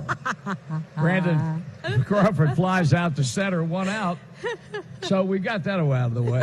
We did. And we should mention that your appearance with us here today on the Reds Radio Network is rather appropriate because we are completely immersed now in what is known as National Travel and Tourism Week. You bet. So I came here right from Fountain Square where we had a wonderful staycation showcase. So we showcased over 40 of our different wonderful experiences so that residents could get excited. And of course, I'm sure there's visitors in town here who come from the Pig over the weekend, or they were attending the Reds game, or the special pavilion opening that you guys had on Saturday. But yes, it's a wonderful activity, and it is an entire week celebrating tourism because it's a huge impact for our community. And as far as tourism is concerned, it would be awfully nice if we could have a whole ton of days from here on through the summer and into the fall of the year, the kind of day we've got right now. You bet. This is perfect. I'm going to call this the perfect regional tourism day. How's that? That's good for me. And the weather's great, and the game is exciting. It's very exciting today. It's beautiful. I'm looking out over the region as it crosses the river. And, you know, we love talking about the fact that this is a region where Indeed. There's so much fun and excitement to do. Well, I think the folks that listen to us nightly are well aware the Reds are involved in the 150th anniversary of professional baseball that started here in 1869. The Reds Hall of Fame and Museum, the newly renovated Reds Hall of Fame and Museum, which is absolutely breathtakingly beautiful. That's right. It is so wonderful with the brand new exciting galleries and 100 cases with over 7,000 artifacts. The new 360-degree interactive theater in the Hall of Fame with the plaque history. And then, of course, the pavilion that honors the wins. Right. Pinch hitter for Nick Vincent, Tyler Austin, is up after Crawford's fly to center and Mike Gerber has struck out. And Austin, who has been basically a pinch hitter in this series, up now batting with 2 out, and the 0-1 is swung on and fouled off. Aside from that, and of course the ever-present book a hotel stay and get half-price Reds tickets, that's a standard season in and season out. Absolutely. So we have that wonderful exclusive package, as you said, Marty, at CincinnatiUSA.com, where you book your hotel room and you get half-price Reds tickets for your favorite home game. So just check it out at the website. We've got the Newport Aquarium. I think people are well aware of that. That's one of the great features about this entire area across the river in Newport. And the Newport Aquarium package, it will include hotel accommodations and tickets, which is always a drawing card, especially for husband and wife who have young children. There you go. Yeah. And we know it's one of Cowboys' kids' favorite places to go, right? They love it. And there's a new feature this year called Freshwater Falls. But more importantly, can you believe it's their 20th birthday this year? I can't. I can't believe that the aquarium's been with us for 20 years. And but they've done a wonderful job of Yeah. staying fresh and staying new by adding in new things almost without exception every year. Absolutely. They know how to do it. They do it very well. And it's one of our most popular attractions, along with the Reds and along with our Cincinnati Museum Center, which talk about refreshing and Renaissance and all kinds of new things going on. Here's a foul ball out of play, and the count's 2-2. The Cincinnati Art Museum, the Art of Burning Man, which is something that has attracted a whole lot of attention. That's right. It is traveling for the first time, and it's a Smithsonian American Art Museum exhibit. So it's extraordinary, but it's fashioned on the special event and movement, the cultural movement of the Burning Man in Reno, Nevada. Well, I'm sure that that's going to attract a whole boatload of people. And, of course, you see the influx when school is out, either later on this month or early in June. That's when the tourism business really hits a peak, is it not? That's right. The peak season is just that. It's usually May through August, Memorial Day to Labor Day. But we also know that the Reds in particular are one of the most important things people say they want to come here for. Here's a high fly ball hit into left center, and the catch is made, and that ends the inning. Linda? Yes, righty and lefty. Pat Vendetti. We've seen him once in this series. He throws from both sides. He throws a 1-0 to Kurt Casale, and the ball is fouled back. And the count evens on the Reds catcher at 1 ball and 1 strike. Vendetti worked 2 innings. Yeah, the Reds 9-2 win here on Saturday, giving up 1 hit and 1 run. He struck out a couple of batters, served up a home run to Yasiel Puig in the 7th inning. That one is pulled foul at third. Casale today has singled and a run. He has struck out. Great job by Nick Vincent. He went 2 1/3, giving up 2 hits and pitching shutout baseball, and struck out 3.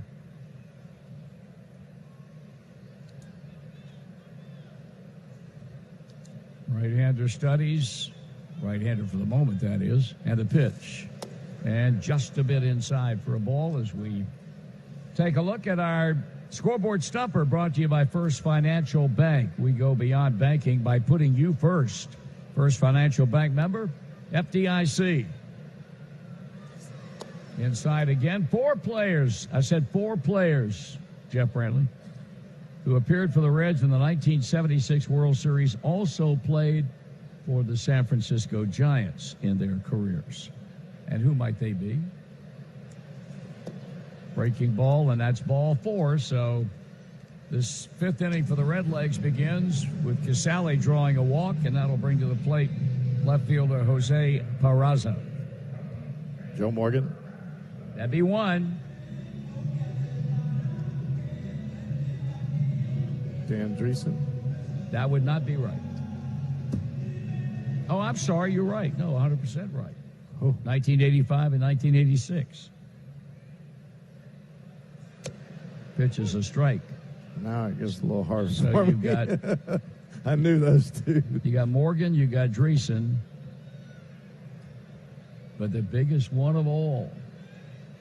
Here's a pitch. Foul ball.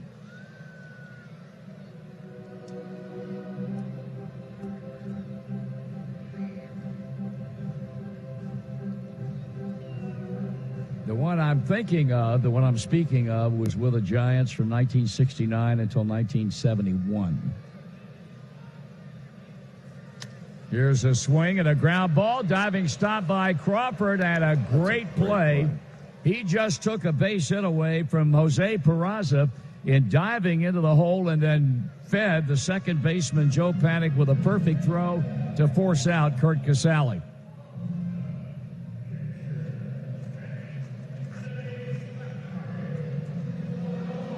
Here's Anthony DeSclafani with 1 man out and 1 man on.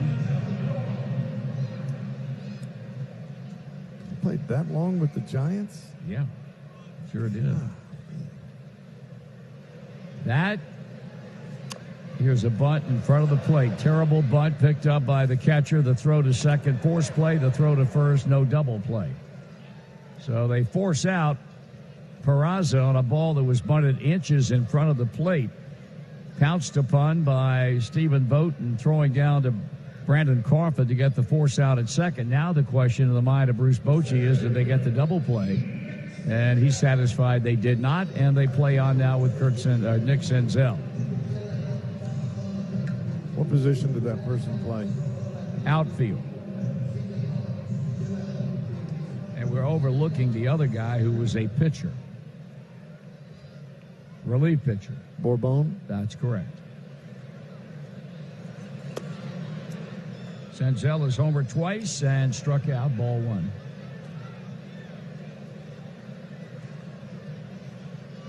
This ought to be a slam. I thought I had this slam dunk. I can't think of the outfielder. Yeah, the inside corner for a strike. You might break down and cry when I give you this answer.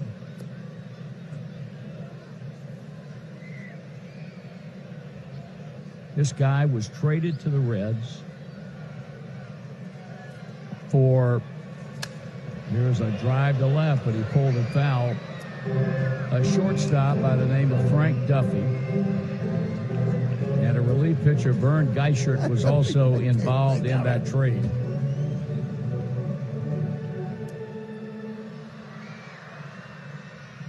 I'm going to give you the answer before we go to the break. Swing and a foul way out in front, was able to make contact. George Foster? Bingo. Was it really? Yeah.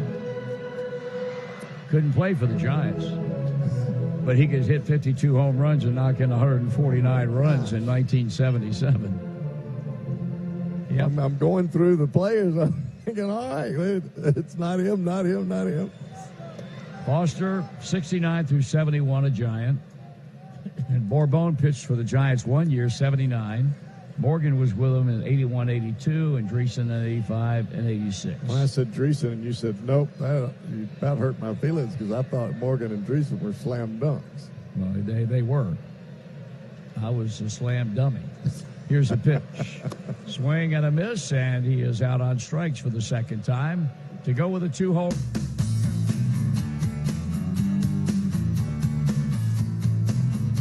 Watch every out-of-market regular season game live or on demand with MLB.tv. Your subscription includes MLB At Bat Premium, allowing you to stream live baseball on your favorite supported devices. Blackout and other restrictions apply. Visit MLB.tv for details.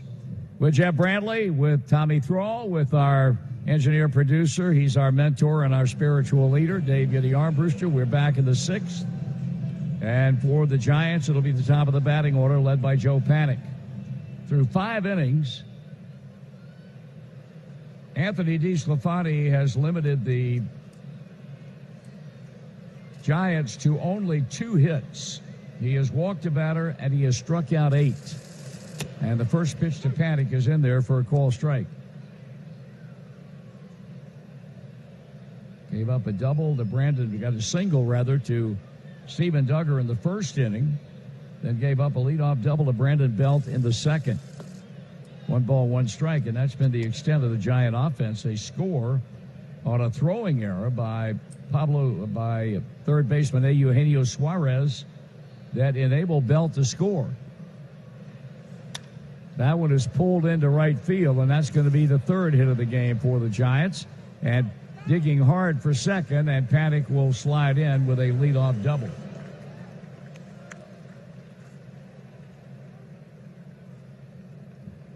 All right, folks, that gives us a chance to have a little Ask Marty time. All right. This is where we ask the Hall of Famer to give his thoughts on any subject. Sometimes it's baseball, sometimes it's other things. But it's always presented by CBTS. Today's question comes from Joel at Pierman. Joe at Pierman. Joelette Pierman. Marty. Joel at. Out of Cowboy, Jim Day, Chris Welsh, or yourself, Yeah. who would be the most likely to use a foot wedge? Here's a high, deep drive hit into right field. That ball is going to be caught on the track by Senzel. And tagging and moving to third is Panic. Have you ever played golf with someone who has used the foot wedge? Oh, I've done that before. I mean, why lie about it? I don't play tournament golf. I don't play for money. I'm not good enough. And I had a bad shot. Sometimes I'll just, there it is. We're just trying to hurry up. Jim Day will do it too. Play the game. Jim Day will? Oh, yeah. Jim Day will do it. Yeah, he'll probably deny it because he doesn't want people to think he do something. I don't see any reason in lying about it. Swing and a miss.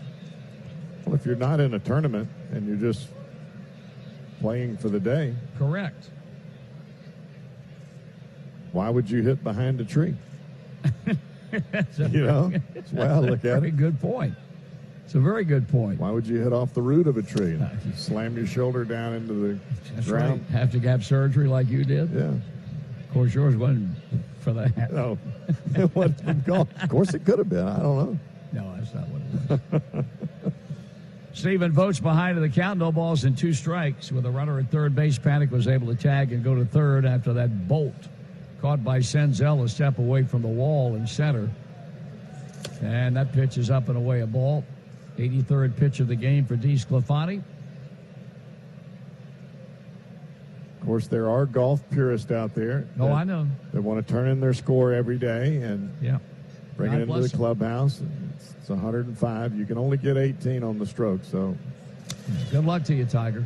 Here's a high fly ball into right. Here comes Puig going back and making the catch as a second baseman. And Puig standing there with his hands on his knees as Farmer goes out to get it. They're 2 out in the inning.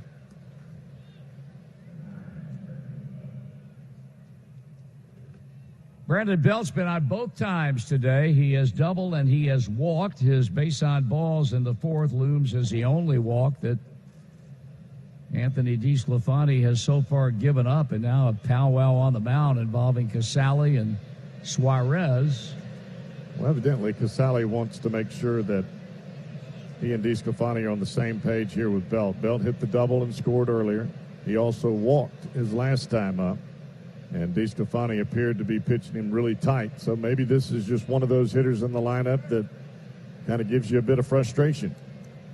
So the meeting is over with, and Belt stands in. Reds have a 7-1 lead here in the top of the 6th inning. They've out-hit them 11-3. A runner at third base, and the pitch is taken for ball 1. I don't think Chris would do No. the foot wedge. Well, he's kind of, he likes to count his score, and he's a good golfer, so he should. He's a very good golfer. Now the 1-0 pitch, and that's a strike on the outside. But for guys like me, I'm just not real big from hitting on behind the tree or the root. No. We're out there to have a good time. Yeah, there are guys that don't want to play unless they bet. I'm not interested in that. Now, if I'm betting, I'm not going to do it. No, I realize that. 2-1 to count.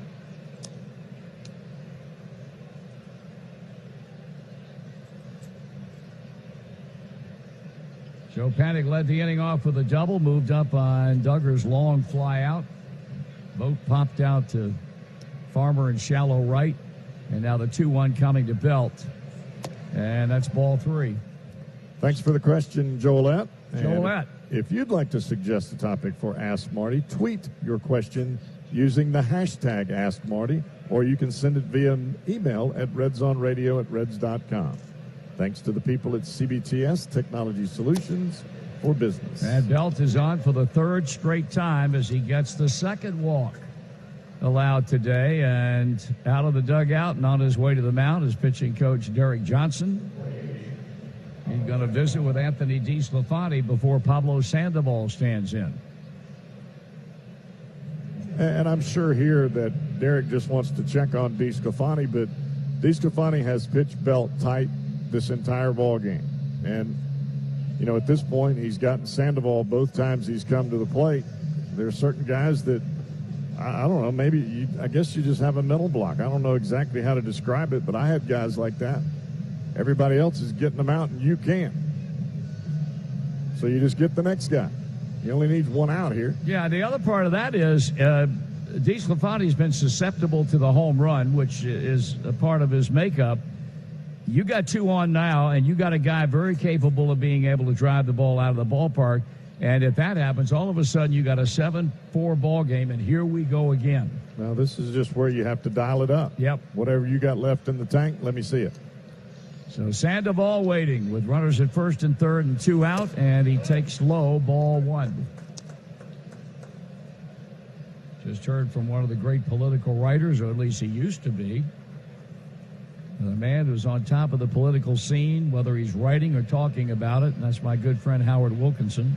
Here's a pitch, and that's foul back. He said, when I was a kid, I caddied at the NCR Country Club in Dayton. Used to make a lot of extra and tips for subtle use of the foot wedge. Attaboy, Howard. 1 ball and 1 strike. Outfield deep and straight away for Sandoval, and he watches that one into the mid of Casale. That's a great pitch right there. That's a strike. Backdoor slider right at the bottom of the knees, right on the outside corner. Sandoval was on through the throwing error. He's fly to left. He's a 2-out batter. The 93rd pitch of the game for Anthony DeSclafani. And here's a high drive. Hit into right center. Worst case scenario, it's a 7-4 ball game. Wow. Tried to go up with a fastball. It was up. It just left it out over the plate. 3rd home run for Sandoval, and don't think for 1 second the Giants aren't thinking about coming back and winning this game, as they have 2 previous games, down by 8, down by 4, and today down by 6. And they have chopped that deficit now in half. Here's Kevin Pillar, who struck out twice.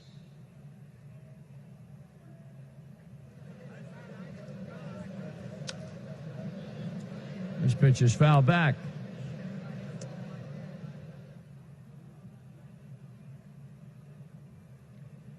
You have a series like the Giants have had, it's as much a mindset as anything else.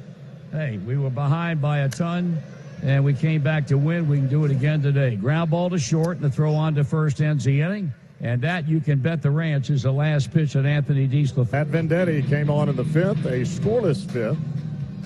And now he will go, instead of the right side, he will go from the left side as Joey Votto steps to the plate to lead things off for the Reds. First pitch is in there for a call strike. Votto has had 2 hits today, 1 an infield hit and 3 times up. I was going to let you do the bottom of the 6th. Losing my mind. Here's a pitch. And that misses, and it's a ball to strike. What we're seeing here is a similar pattern to what we've seen in some other games, especially in this series. The Reds score early and then turn the lights out. They got 5 runs in the first, they got 2 in the second, and they have not scored since then. Here's a 1-1 pitch. Votto taking 2-1. Yeah, that's the point in time you see that ball go over the fence and that competitor starts to go up in the top of my neck. I get a little frustrated. Venditti working. Votto taking. It is 3-1. And make no doubt, you score 7 runs early in the ball game, that should be enough. Sure should. But there comes a point in time where you got to kick it back in gear. Well, they had 9 hits in the first 2 innings. They've had 2 hits since that time, and those 2 came in the 3rd. Nothing in the 4th, nothing in the 5th.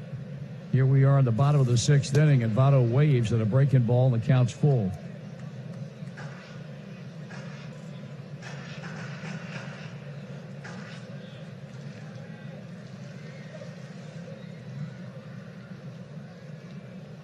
Here's the 3-2 pitch, and it's fouled away. Fans, during this series, a donation is being made for every strikeout by Reds pitching to the Free Store Food Bank as part of the Strikeout Hunger Series, all thanks to Kroger. The Kroger Zero Hunger, Zero Waste program is a goal to end hunger in our communities and eliminate food waste. Learn more at the Kroger Company. That's at KrogerCo.com. Fly ball left and caught by Mike Gerber, 1 out.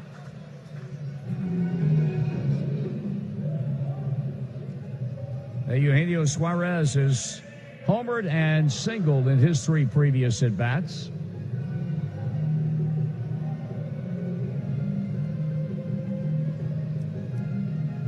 Nick Vincent, very good in 2 1/3 innings of relief ball, and Venditti trying to follow up.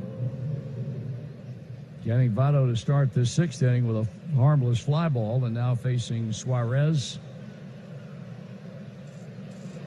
And he hit him with a pitch. Got him with a breaking ball. Suarez aboard with 1 out, bringing up Yasiel Puig.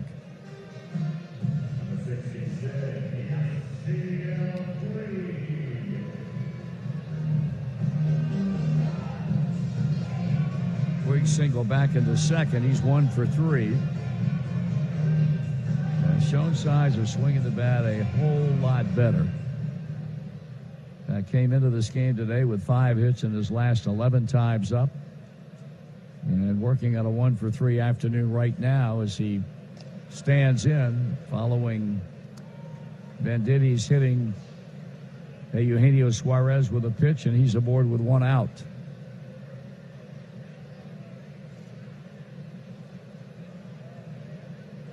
Now they're stretching the pitch, and that's a strike.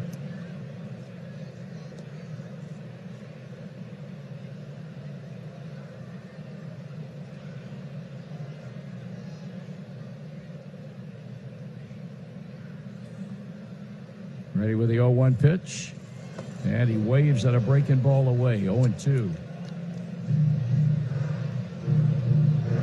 7 runs, 11 hits, 1 error for Cincinnati. And for the San Francisco Giants, 4 runs on 4 hits with no errors. Breaking ball that time, he doesn't chase.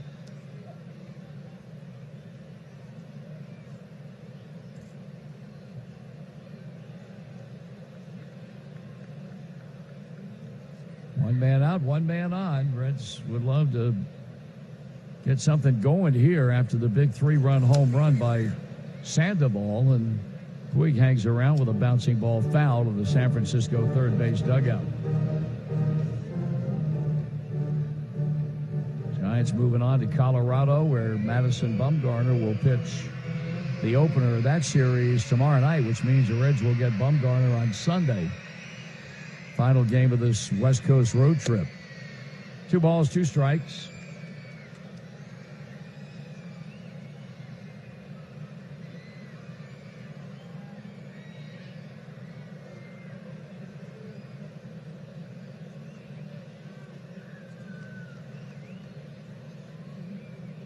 Suarez with the lead, and that's ball 3. Oh boy, he is staying away from Puig. And got some help early in the count when Puig swung at a bad pitch, but he's laid off the last 2, and as a result, Venditti has run the count full. 3 balls, 2 strikes. And a quick throw over again, and Suarez is back.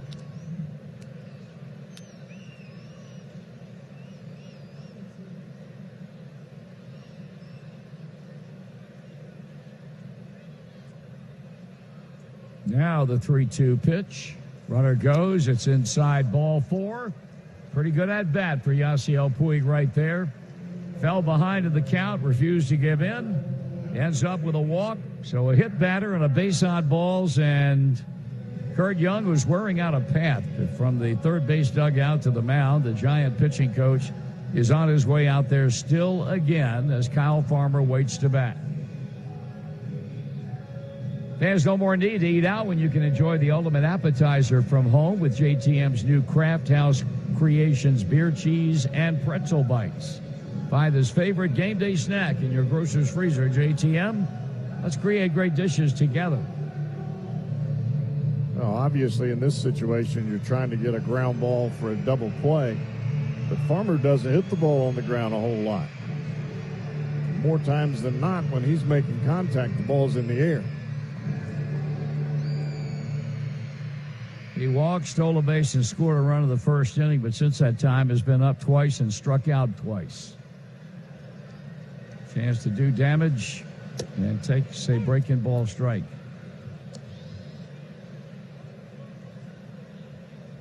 Well, you're right. Venditti he just stays away from the right-handed batter. Wants no part of him. And there's another pitch away, but that misses, and the count's a ball, a strike.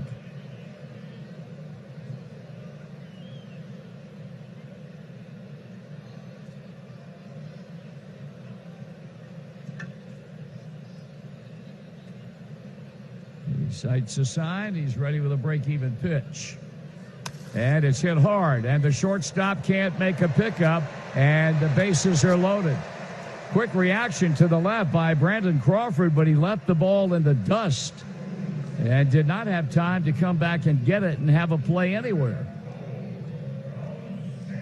That'll be an infield base hit. That ball was scorched by Farmer, and so now they are loaded for Jose Iglesias, who has tripled and doubled. Well, if Crawford had been playing one step to his left before contact, that's probably a double play. This one is hammered back into deep left field. That ball is going to be over the head of a leaping Mike Gerber. 2 runs are going to score, and Iglesias strikes again. He's got 4 runs batted in today, and what a big hit for the Reds right there. That makes it a 9-4 ball game.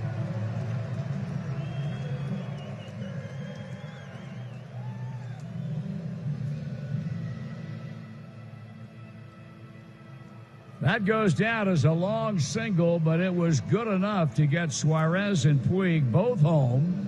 Farmer moves to second base, and Kurt Casale will hit. It's funny you said that because I'd already marked down double. Normally a ball over the outfielder's head that hits on the wall is a double.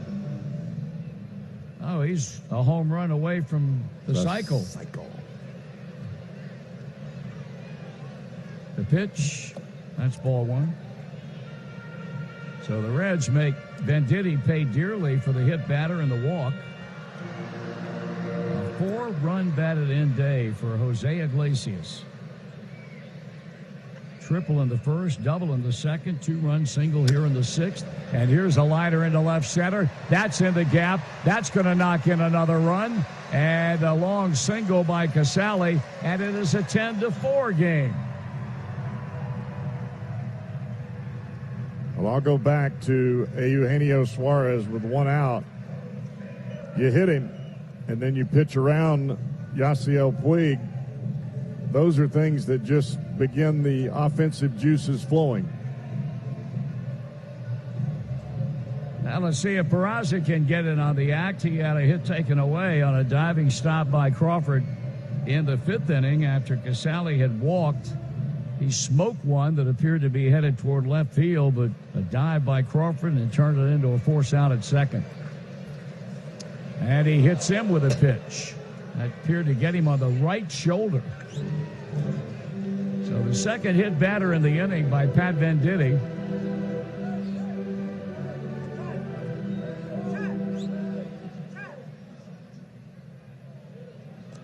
And the bases are loaded.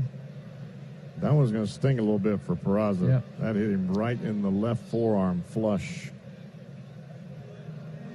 Batter will be Josh Van Meter, who will come to the plate and bat for Anthony DeSclafani.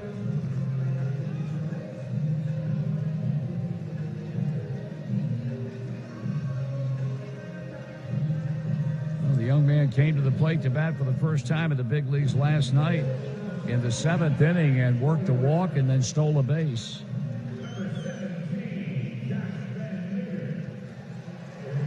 Incredible start in Louisville. You probably know the story. 336, 13 home runs, 31 RBIs in 32 games.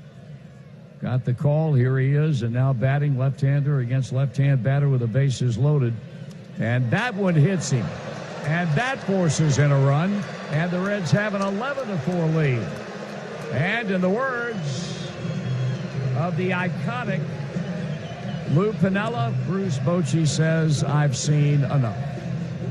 So 3 hit batters in the inning, and the Reds have gone out in front by 7. Giants heading back to the bullpen. They'll bring on right-hander Sam Dyson with the bases juiced. Dyson 1-0 with a 3.18 ERA as he comes on for the 15th time. So Venditti lasts for an inning and a third, allows 3 hits. He walked a couple. He's hit 3. He has so far given up 4 runs here in the 6th inning.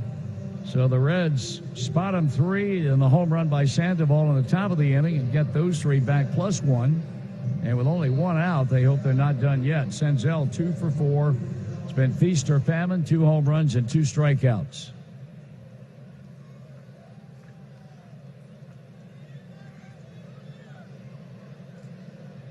Dyson ready to go to work on the rookie, and after checking the runners, he pitches, and that's taken for a strike away.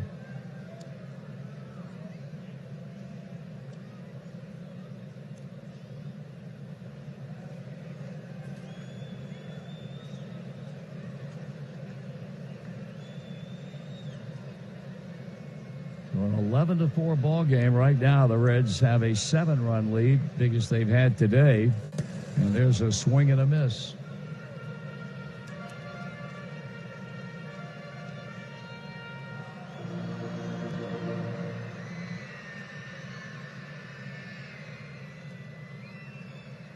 The man who began the inning with a fly ball to left, waiting in the on-deck circle, and Joey Votto.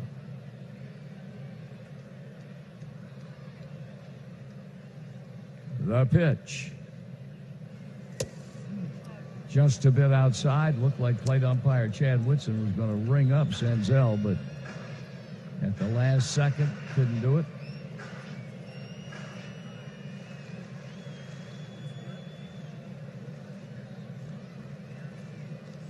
Casale third, Peraza second, Van Meter first. And now it's a 2-2 count. This is up and away with a fastball. So Suarez started by getting hit by a pitch, then Puig walked, and the infield hit by Farmer loaded him up. Iglesias a single to left to drive in 2. Casale singled to drive in a 3rd run of the inning, and after Peraza was hit by a pitch, Van Meter pinch hit, and he was hit by a pitch to get a run batted in. There's strike 3 call, and 3 straight times now Nick Senzel has struck out on the heels of hitting home runs his first 2 times up. Here's Joey Votto.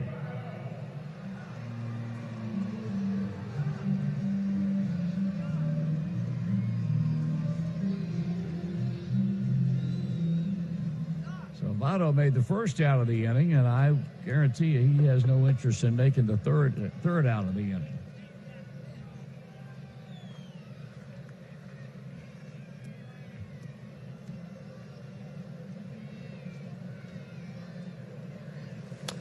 Foul ball.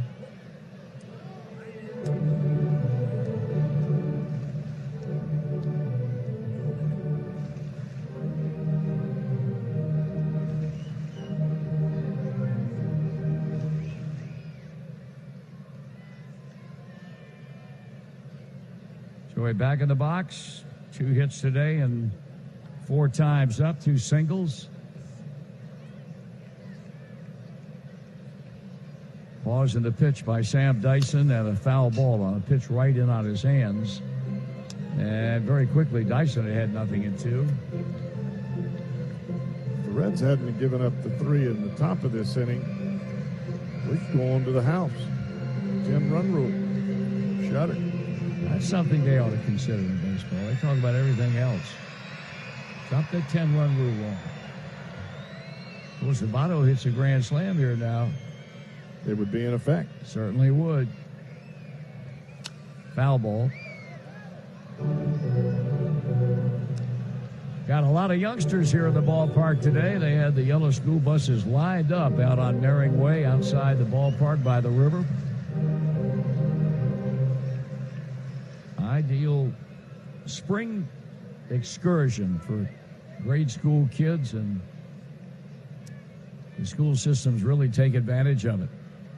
It's a good idea. And Votto is hit by a pitch, and that's going to force a run in to make it a 12-4 game. And Sam Dyson not happy with Chad Whitson that they've allowed Votto first base. And now neither is Bruce Bochy. And Ron Wodas, his third base coach, here yelling at Chad Whitson, and now Bochy's coming out to talk to the plate umpire.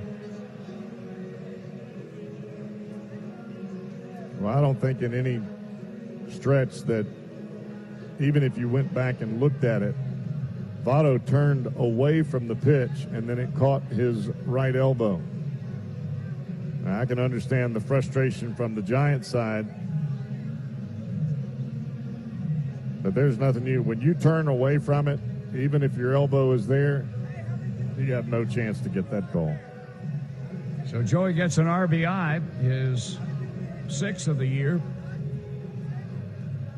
It's the second RBI this inning that was on a hit batter. Yeah, 3 hit batters total in the end. Actually, 4 hit batters in the inning, because 3 were plunked by Pat Venditti, and now Dyson drills Votto, and that brings up Eugenio Suarez, who was hit by a pitch to begin this thing. Your mom goes to college. Ball 1.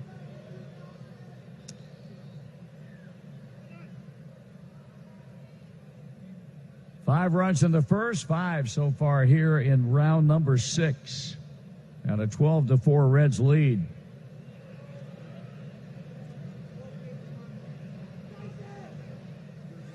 That's ball 2. This is one of those times in the ball game when you're a middle of the order hitter and you make your living on RBIs. You see those ducks on the pond, I don't care what the score is, baby. I want a piece of it. Well, Dyson playing right into the hands of Suarez by falling behind in the count.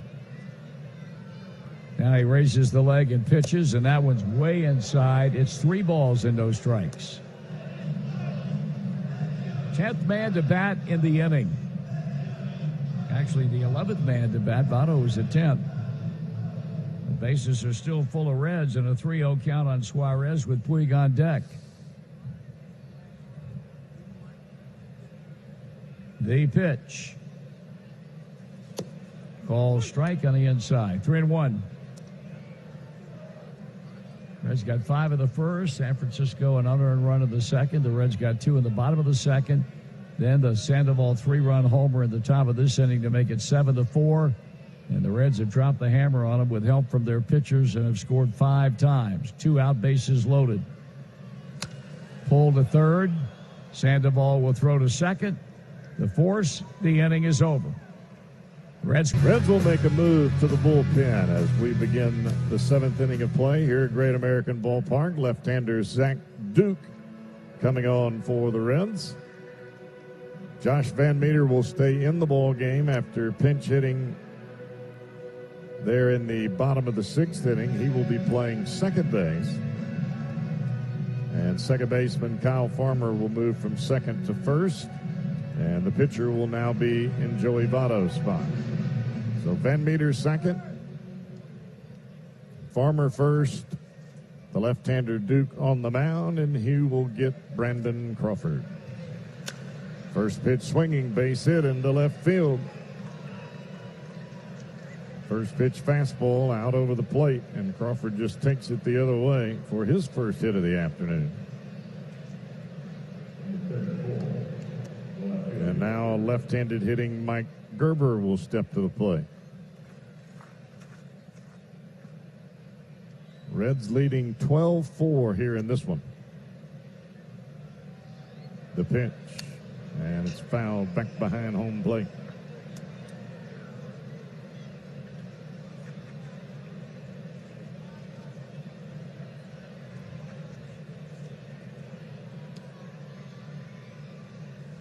Duke back to the dish, swing and a miss over the top breaking ball.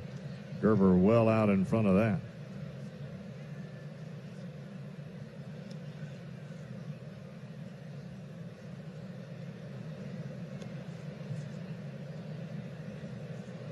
Lefty to pause the pitch, swing and a miss.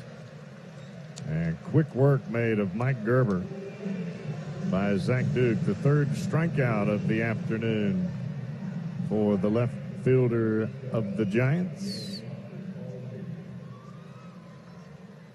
And the catcher, Buster Posey, had the day off, but he'll be coming off the bench to pinch hit here. And a fastball misses down and in, 1-0.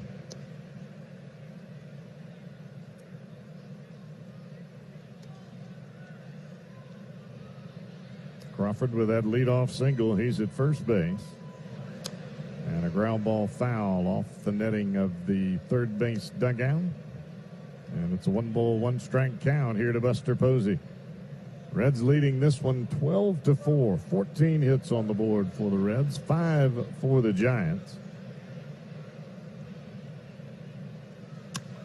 And this one popped up down the right field line, slicing towards the seats, and Puig almost caught the baseball. He leaps into the air over the top of the concrete railing and almost caught it. And there's a pad down there, but Puig slammed into that pad. And he almost made a phenomenal catch with a long run. And the Reds may look at this on a fan interference. Yes, it was a Reds fan down the line, but it looked like Puig had the glove in the proper spot, and the fan was reaching over the railing.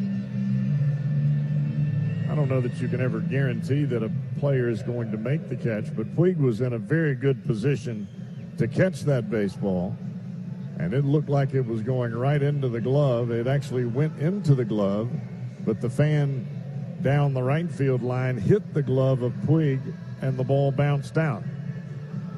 So I would say that the Reds have a legitimate gripe here. Whether they will prevail in that challenge, we are about to find out.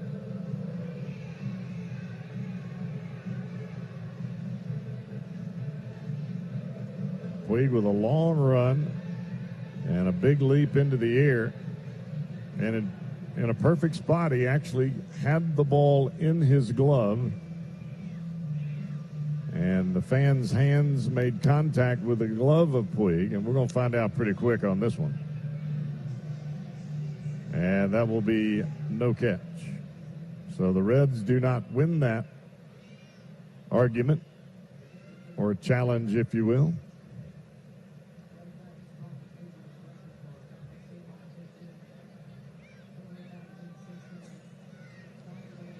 That 4 hit batters in the bottom of the 6th inning by the Reds ties a major league record of being hit by batters. 2-ball, 2-strike count here to Posey.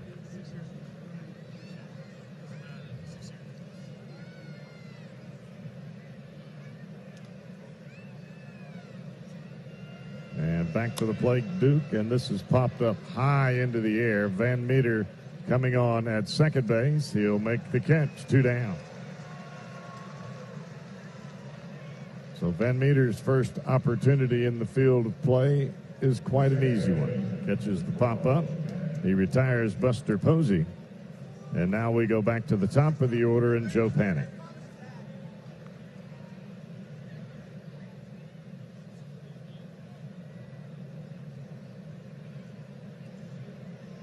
Panik, left-handed batter, waiting on the left-hander Duke. First pitch breaking ball misses just underneath the strike zone. It was over the plate, just a bit low. Panik 1 for 3 today. He was robbed of a base hit on a great diving play by Kyle Farmer. That came back in the 3rd inning.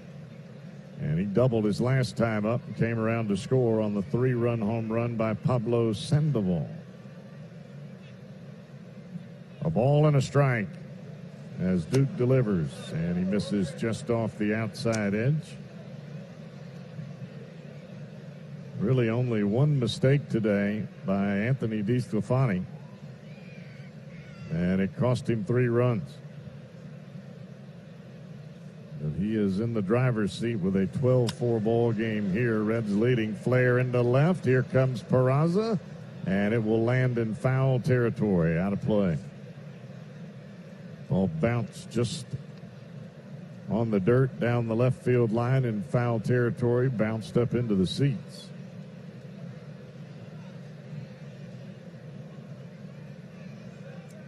Those are the toughest plays, slicing down that left field line.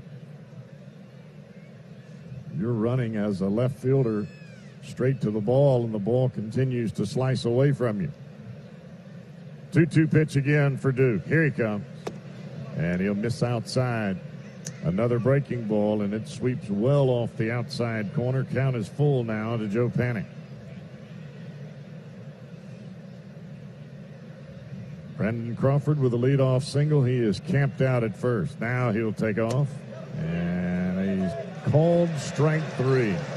Panic started, stopped.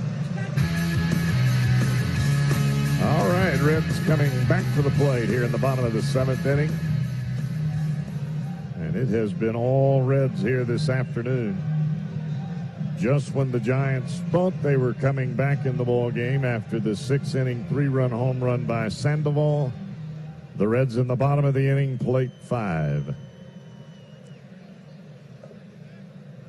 12-4 Reds as Yasiel Puig steps to the plate. And he takes a fastball off the outside corner, 1-0.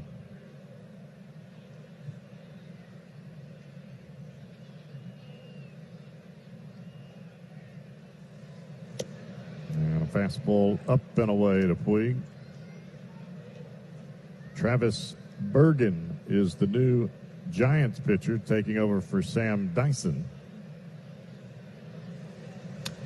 Fouled back behind home plate. We've seen Bergen a couple of times here in this series. 2-0 record. This is his 14th appearance, a 4.09 ERA. One of 3 left-handers in this Giants bullpen. And a fastball upstairs, and it's now a 3-ball, 1-strike count to Yasiel Puig as he tries to lead things off again for the Reds here in the 7th. And he walked him. So Puig 1 for 3 today with 2 walks. He walked in that 5-run 6, and he walks to lead things off for the Reds here in the 7th. And here's Kyle Farmer. Farmer has walked and scored, struck out a couple of times, and singled in the 6th and came around to score as well. Well, you love it when the Reds score early and they just keep on the pressure on the opposition. In last night's game, they scored early, but couldn't quite find the magic for the next 7 innings. They did score a run in the 9th on a home run by Kyle Farmer, but a little too late. No ball, 2-strike count here to Kyle Farmer with Puig at first base. Bergen, the lefty, looks at Puig once, pitch, and a ground ball foul down the third baseline. Farmer got over the top of it, hit it hard, but he got out a little in front.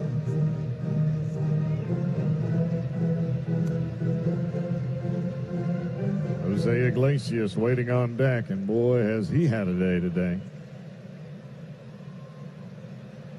Farmer waiting for another 0-2. And a ground ball left side. Diving snag by Sandoval. Goes to second. And they're going to ring up Puig, and the Reds may challenge that. Sandoval with a nice diving stop to his left. He fired to the second baseman, Panic, covering at second base, all while Puig was sliding into second base. The call is out, and that will stand. 1 down. Fielder's choice for Farmer. And now Iglesias. Triple, double, and a single. He needs a home run for the cycle, and he takes a first pitch breaking ball, strike 1.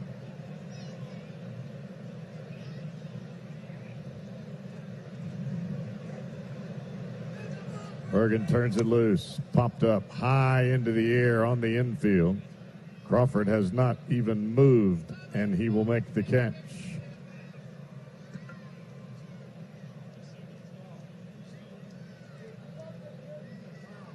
And evidently, they called a balk on that pitch because Bergen did not stop. And now, Kyle Farmer will go down to second base, take the pop-up out off the board, and Iglesias will get another swing. If he hits a home run here, oh, baby. Second chances, and he rips that one foul. That almost took the head of J.R. House, the Reds' third base coach, off. I mean, a bullet. House has moved down the line at third base, as he normally does, and most third base coaches do, trying to get an angle with a runner at second base, deciding whether to wave him home or not if indeed Iglesias does get a hit. Up and in, and down goes Iglesias. I mean, that was lip service right there.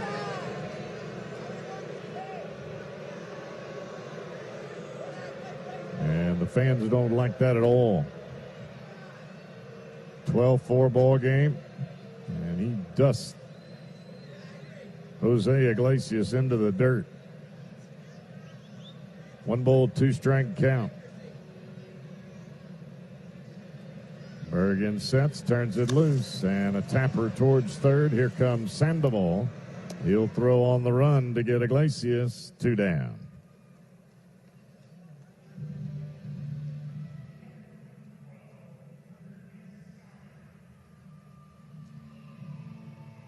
Here's Kurt Casale. Kurt has only been retired once here today. That was via the strikeout back in the second. He's driven in a couple. He's 2 for 3 on the afternoon and reached on a walk back in the fifth. So Casale has had an awfully nice day as well. First pitch breaking ball. That'll miss high. 1 ball, no strike count. Farmer at second. Giants playing 3 infielders on the left field side of second base, and that's a strike over the outside corner. Change-up on that pitch from Bergen. So he goes breaking ball, change-up for the first 2 offerings here to the Reds catcher. Bergen turns it loose, and he misses downstairs with a fastball.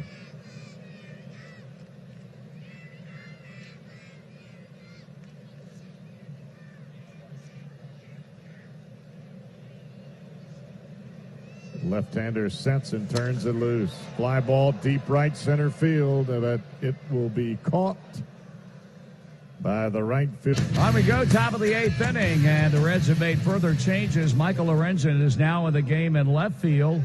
Jose Peraza moves from left field to second base, and Josh Van Meter moves from second to third. And Zach Duke back for his second inning of work. Going to work on Steven Duggar to begin things here in the top of the 8th inning, and Duggar is 1 for 3 on the day. The Giants have had a grand total of 5 hits.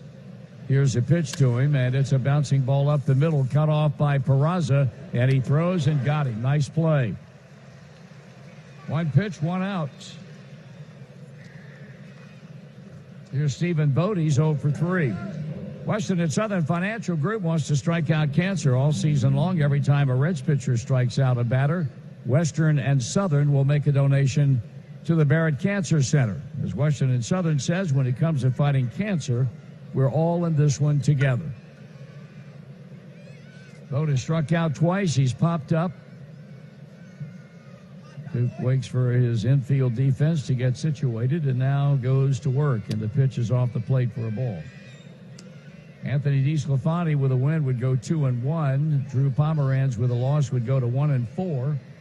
And the Reds would split the series before heading out to Oakland.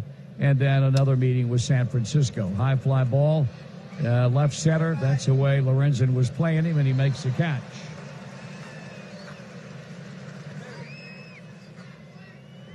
Brandon Bell's been on 3 straight times today.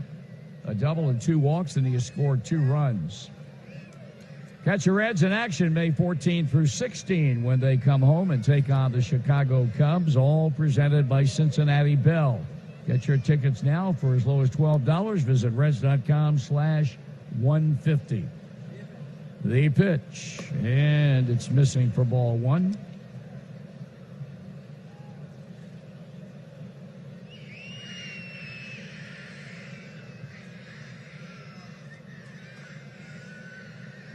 And it's 2-0 to count with 2 out and nobody on base.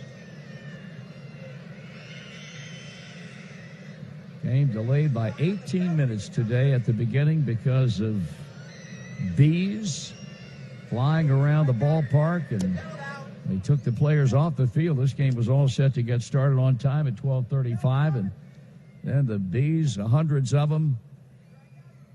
Players cleared the field, and everybody stood around and waited. Finally, the Reds were able to get a beekeeper in here. There's ball 4, so Belt has been on 4 times in a row with a double and 3 walks. And the inning continues for Pablo Sandoval. He's finally settled on a chair, and the beekeeper came in. It was interesting to watch him do his thing because he took a chair and banged it hard on the concrete. Here's a bouncing ball up the middle. The shortstop flips to the second, and the inning is over. And the Reds fans, fetch a ticket for you and your dog to one of the 3 remaining Bark in the Park games on Tuesday, May 14th, presented by Rachel Ray Nutrish, Milkbone, and Kroger. Enjoy pet activities and a pregame parade around the field. For tickets, visit reds.com/bark. Pablo Sandoval is now pitching for the Giants, and the first pitch is a fastball at 82 miles an hour to Jose Peraza. Jan Hervé Solarte is playing third, and the ball is fouled off, and it's a ball to strike.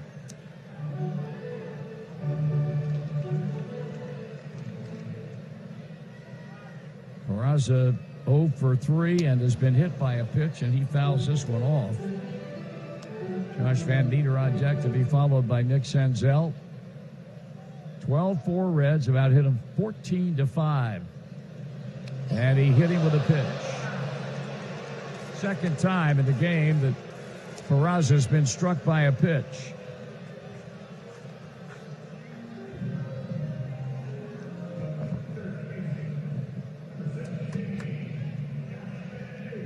So 5 Reds have been hit by pitches today. Well, 4 have been hit by the 5 pitches, as stated. Peraza's been hit twice, and now it'll be Van Meter, and he was hit by a pitch to get an RBI in the 6th. He takes a strike. Now, those are alarming numbers, but 3 of those hit by pitches have been breaking balls that just didn't do anything. Now the 0-1 pitch, and it's high, a ball. The 5 Reds hit by pitches tie a club record since 1900. That's a line drive foul to right and into the seats.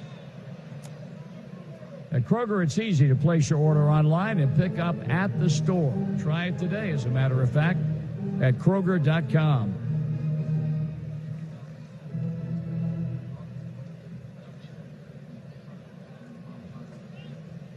The 1-2 pitch coming, and Van Meter swings and sends a fly ball into center. It will be picked off, and is out number 1.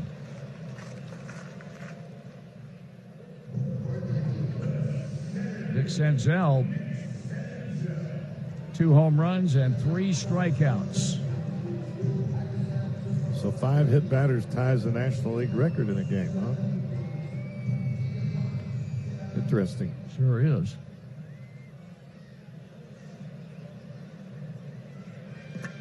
Here's Senzel with the runner at first base and 1 out, and he swings and fouls it off.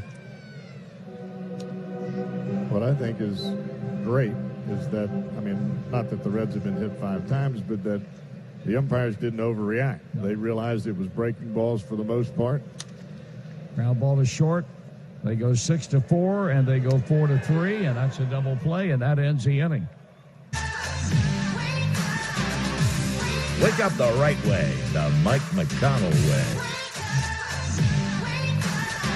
Mike McConnell, tomorrow morning, beginning at 5 on 700 WLW. Wandy Peralta will come out of the bullpen to try to finish things up for the Reds. The 1869 Red Stockings' remarkable season, undefeated season, brought a great deal of attention to Cincinnati through national press coverage of the club's exploits. I was there. This was undoubtedly particularly satisfying for one native Cincinnatian in the Red Stocking starting lineup. Who was this native-born Red Stocking? You gave the answer of Charlie Gould among Doug Allison and Fred Waterman. I don't even have to turn the card over to know you were correct and knew it when you said it. Yeah, I know it. Charlie Gould. Charlie Gould. Yep. Born in Cincinnati in 1847, played for Boston, Baltimore, and New Haven. From 1871, from 1871 to 1865. After that doesn't make a lick of sense. No, it does not. That's like these questions. That's correct. I would say it's more 1865 to 1871. That would be correct also. We're not doing BCAD. Negative. After the Cincinnati Baseball Club ceased fielding a professional team after the 1870 season, Gould returned to Cincinnati as a player-manager of the first Reds team to play in the National League in 1876. He passed away in 1917 and is buried in Spring Grove Cemetery. Meanwhile, Wandy Peralta retired the side in order here in the top of the ninth. Oh, it's a 1-2 count on Kevin Pillar. That's interesting. He lives in Spring Grove Cemetery, that's for sure. Here's a pitch, and that's high, 2-2. So you got Miller Huggins over there. In Spring Grove? Yeah. You got Charlie Gould. And I would turn to my good friend Phil Nuxall, and I guarantee he could tell you who else in the sporting fraternity, specifically baseball, is over there. Foul ball down the left field line, and it's a 2-2 count and holding. Wandy Peralta coming on to finish it up. Zach Duke, 2 innings, a one-hit ball. He struck out a pair. So a day of rest for everybody in that bullpen today, with the exception of Duke and now Peralta. 2-2 on the way. And he's way high for ball 3.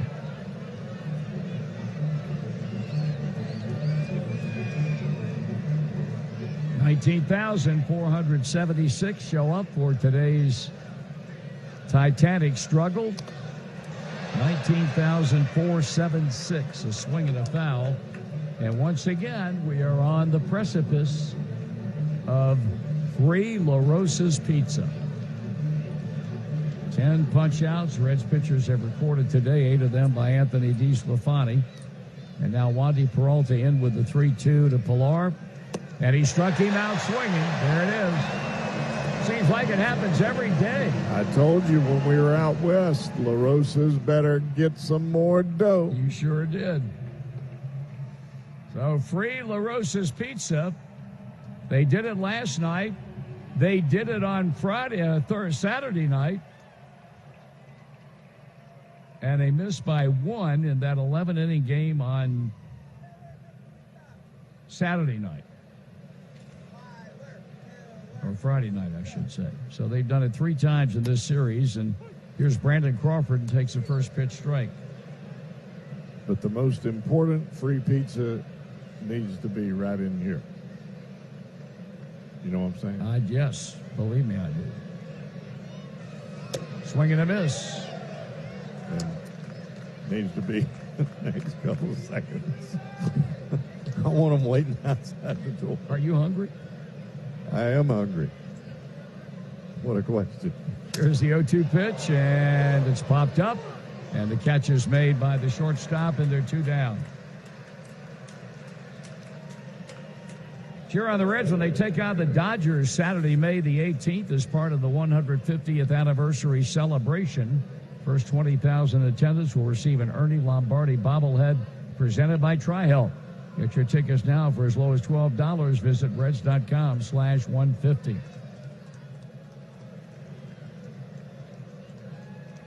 Here's Mike Gerber with 2 out, and it's ball 1.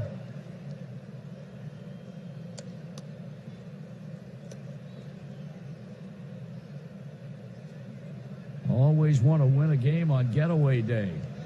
And the Reds are an out away from doing it as Gerber fouls it back. Well, especially when you have a 5-hour flight coming up. Indeed.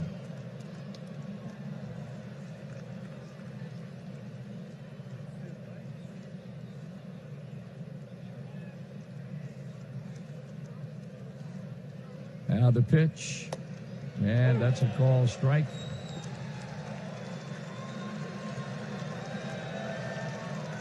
I'm sure that anything close, Gerber is going to swing. He does not want to strike out for a 4th time. He sends a high pop-up into shallow left field. Michael Lorenzen coming on. And this one belongs to the Reds. Cincinnati with a big day today. They got some good pitching, and they also got, again, robust offense. Hitting 3 home runs, 2 of them off the bat of rookie Nick Senzel. All told, the Reds hit 14 home runs in the 4 games with the Giants.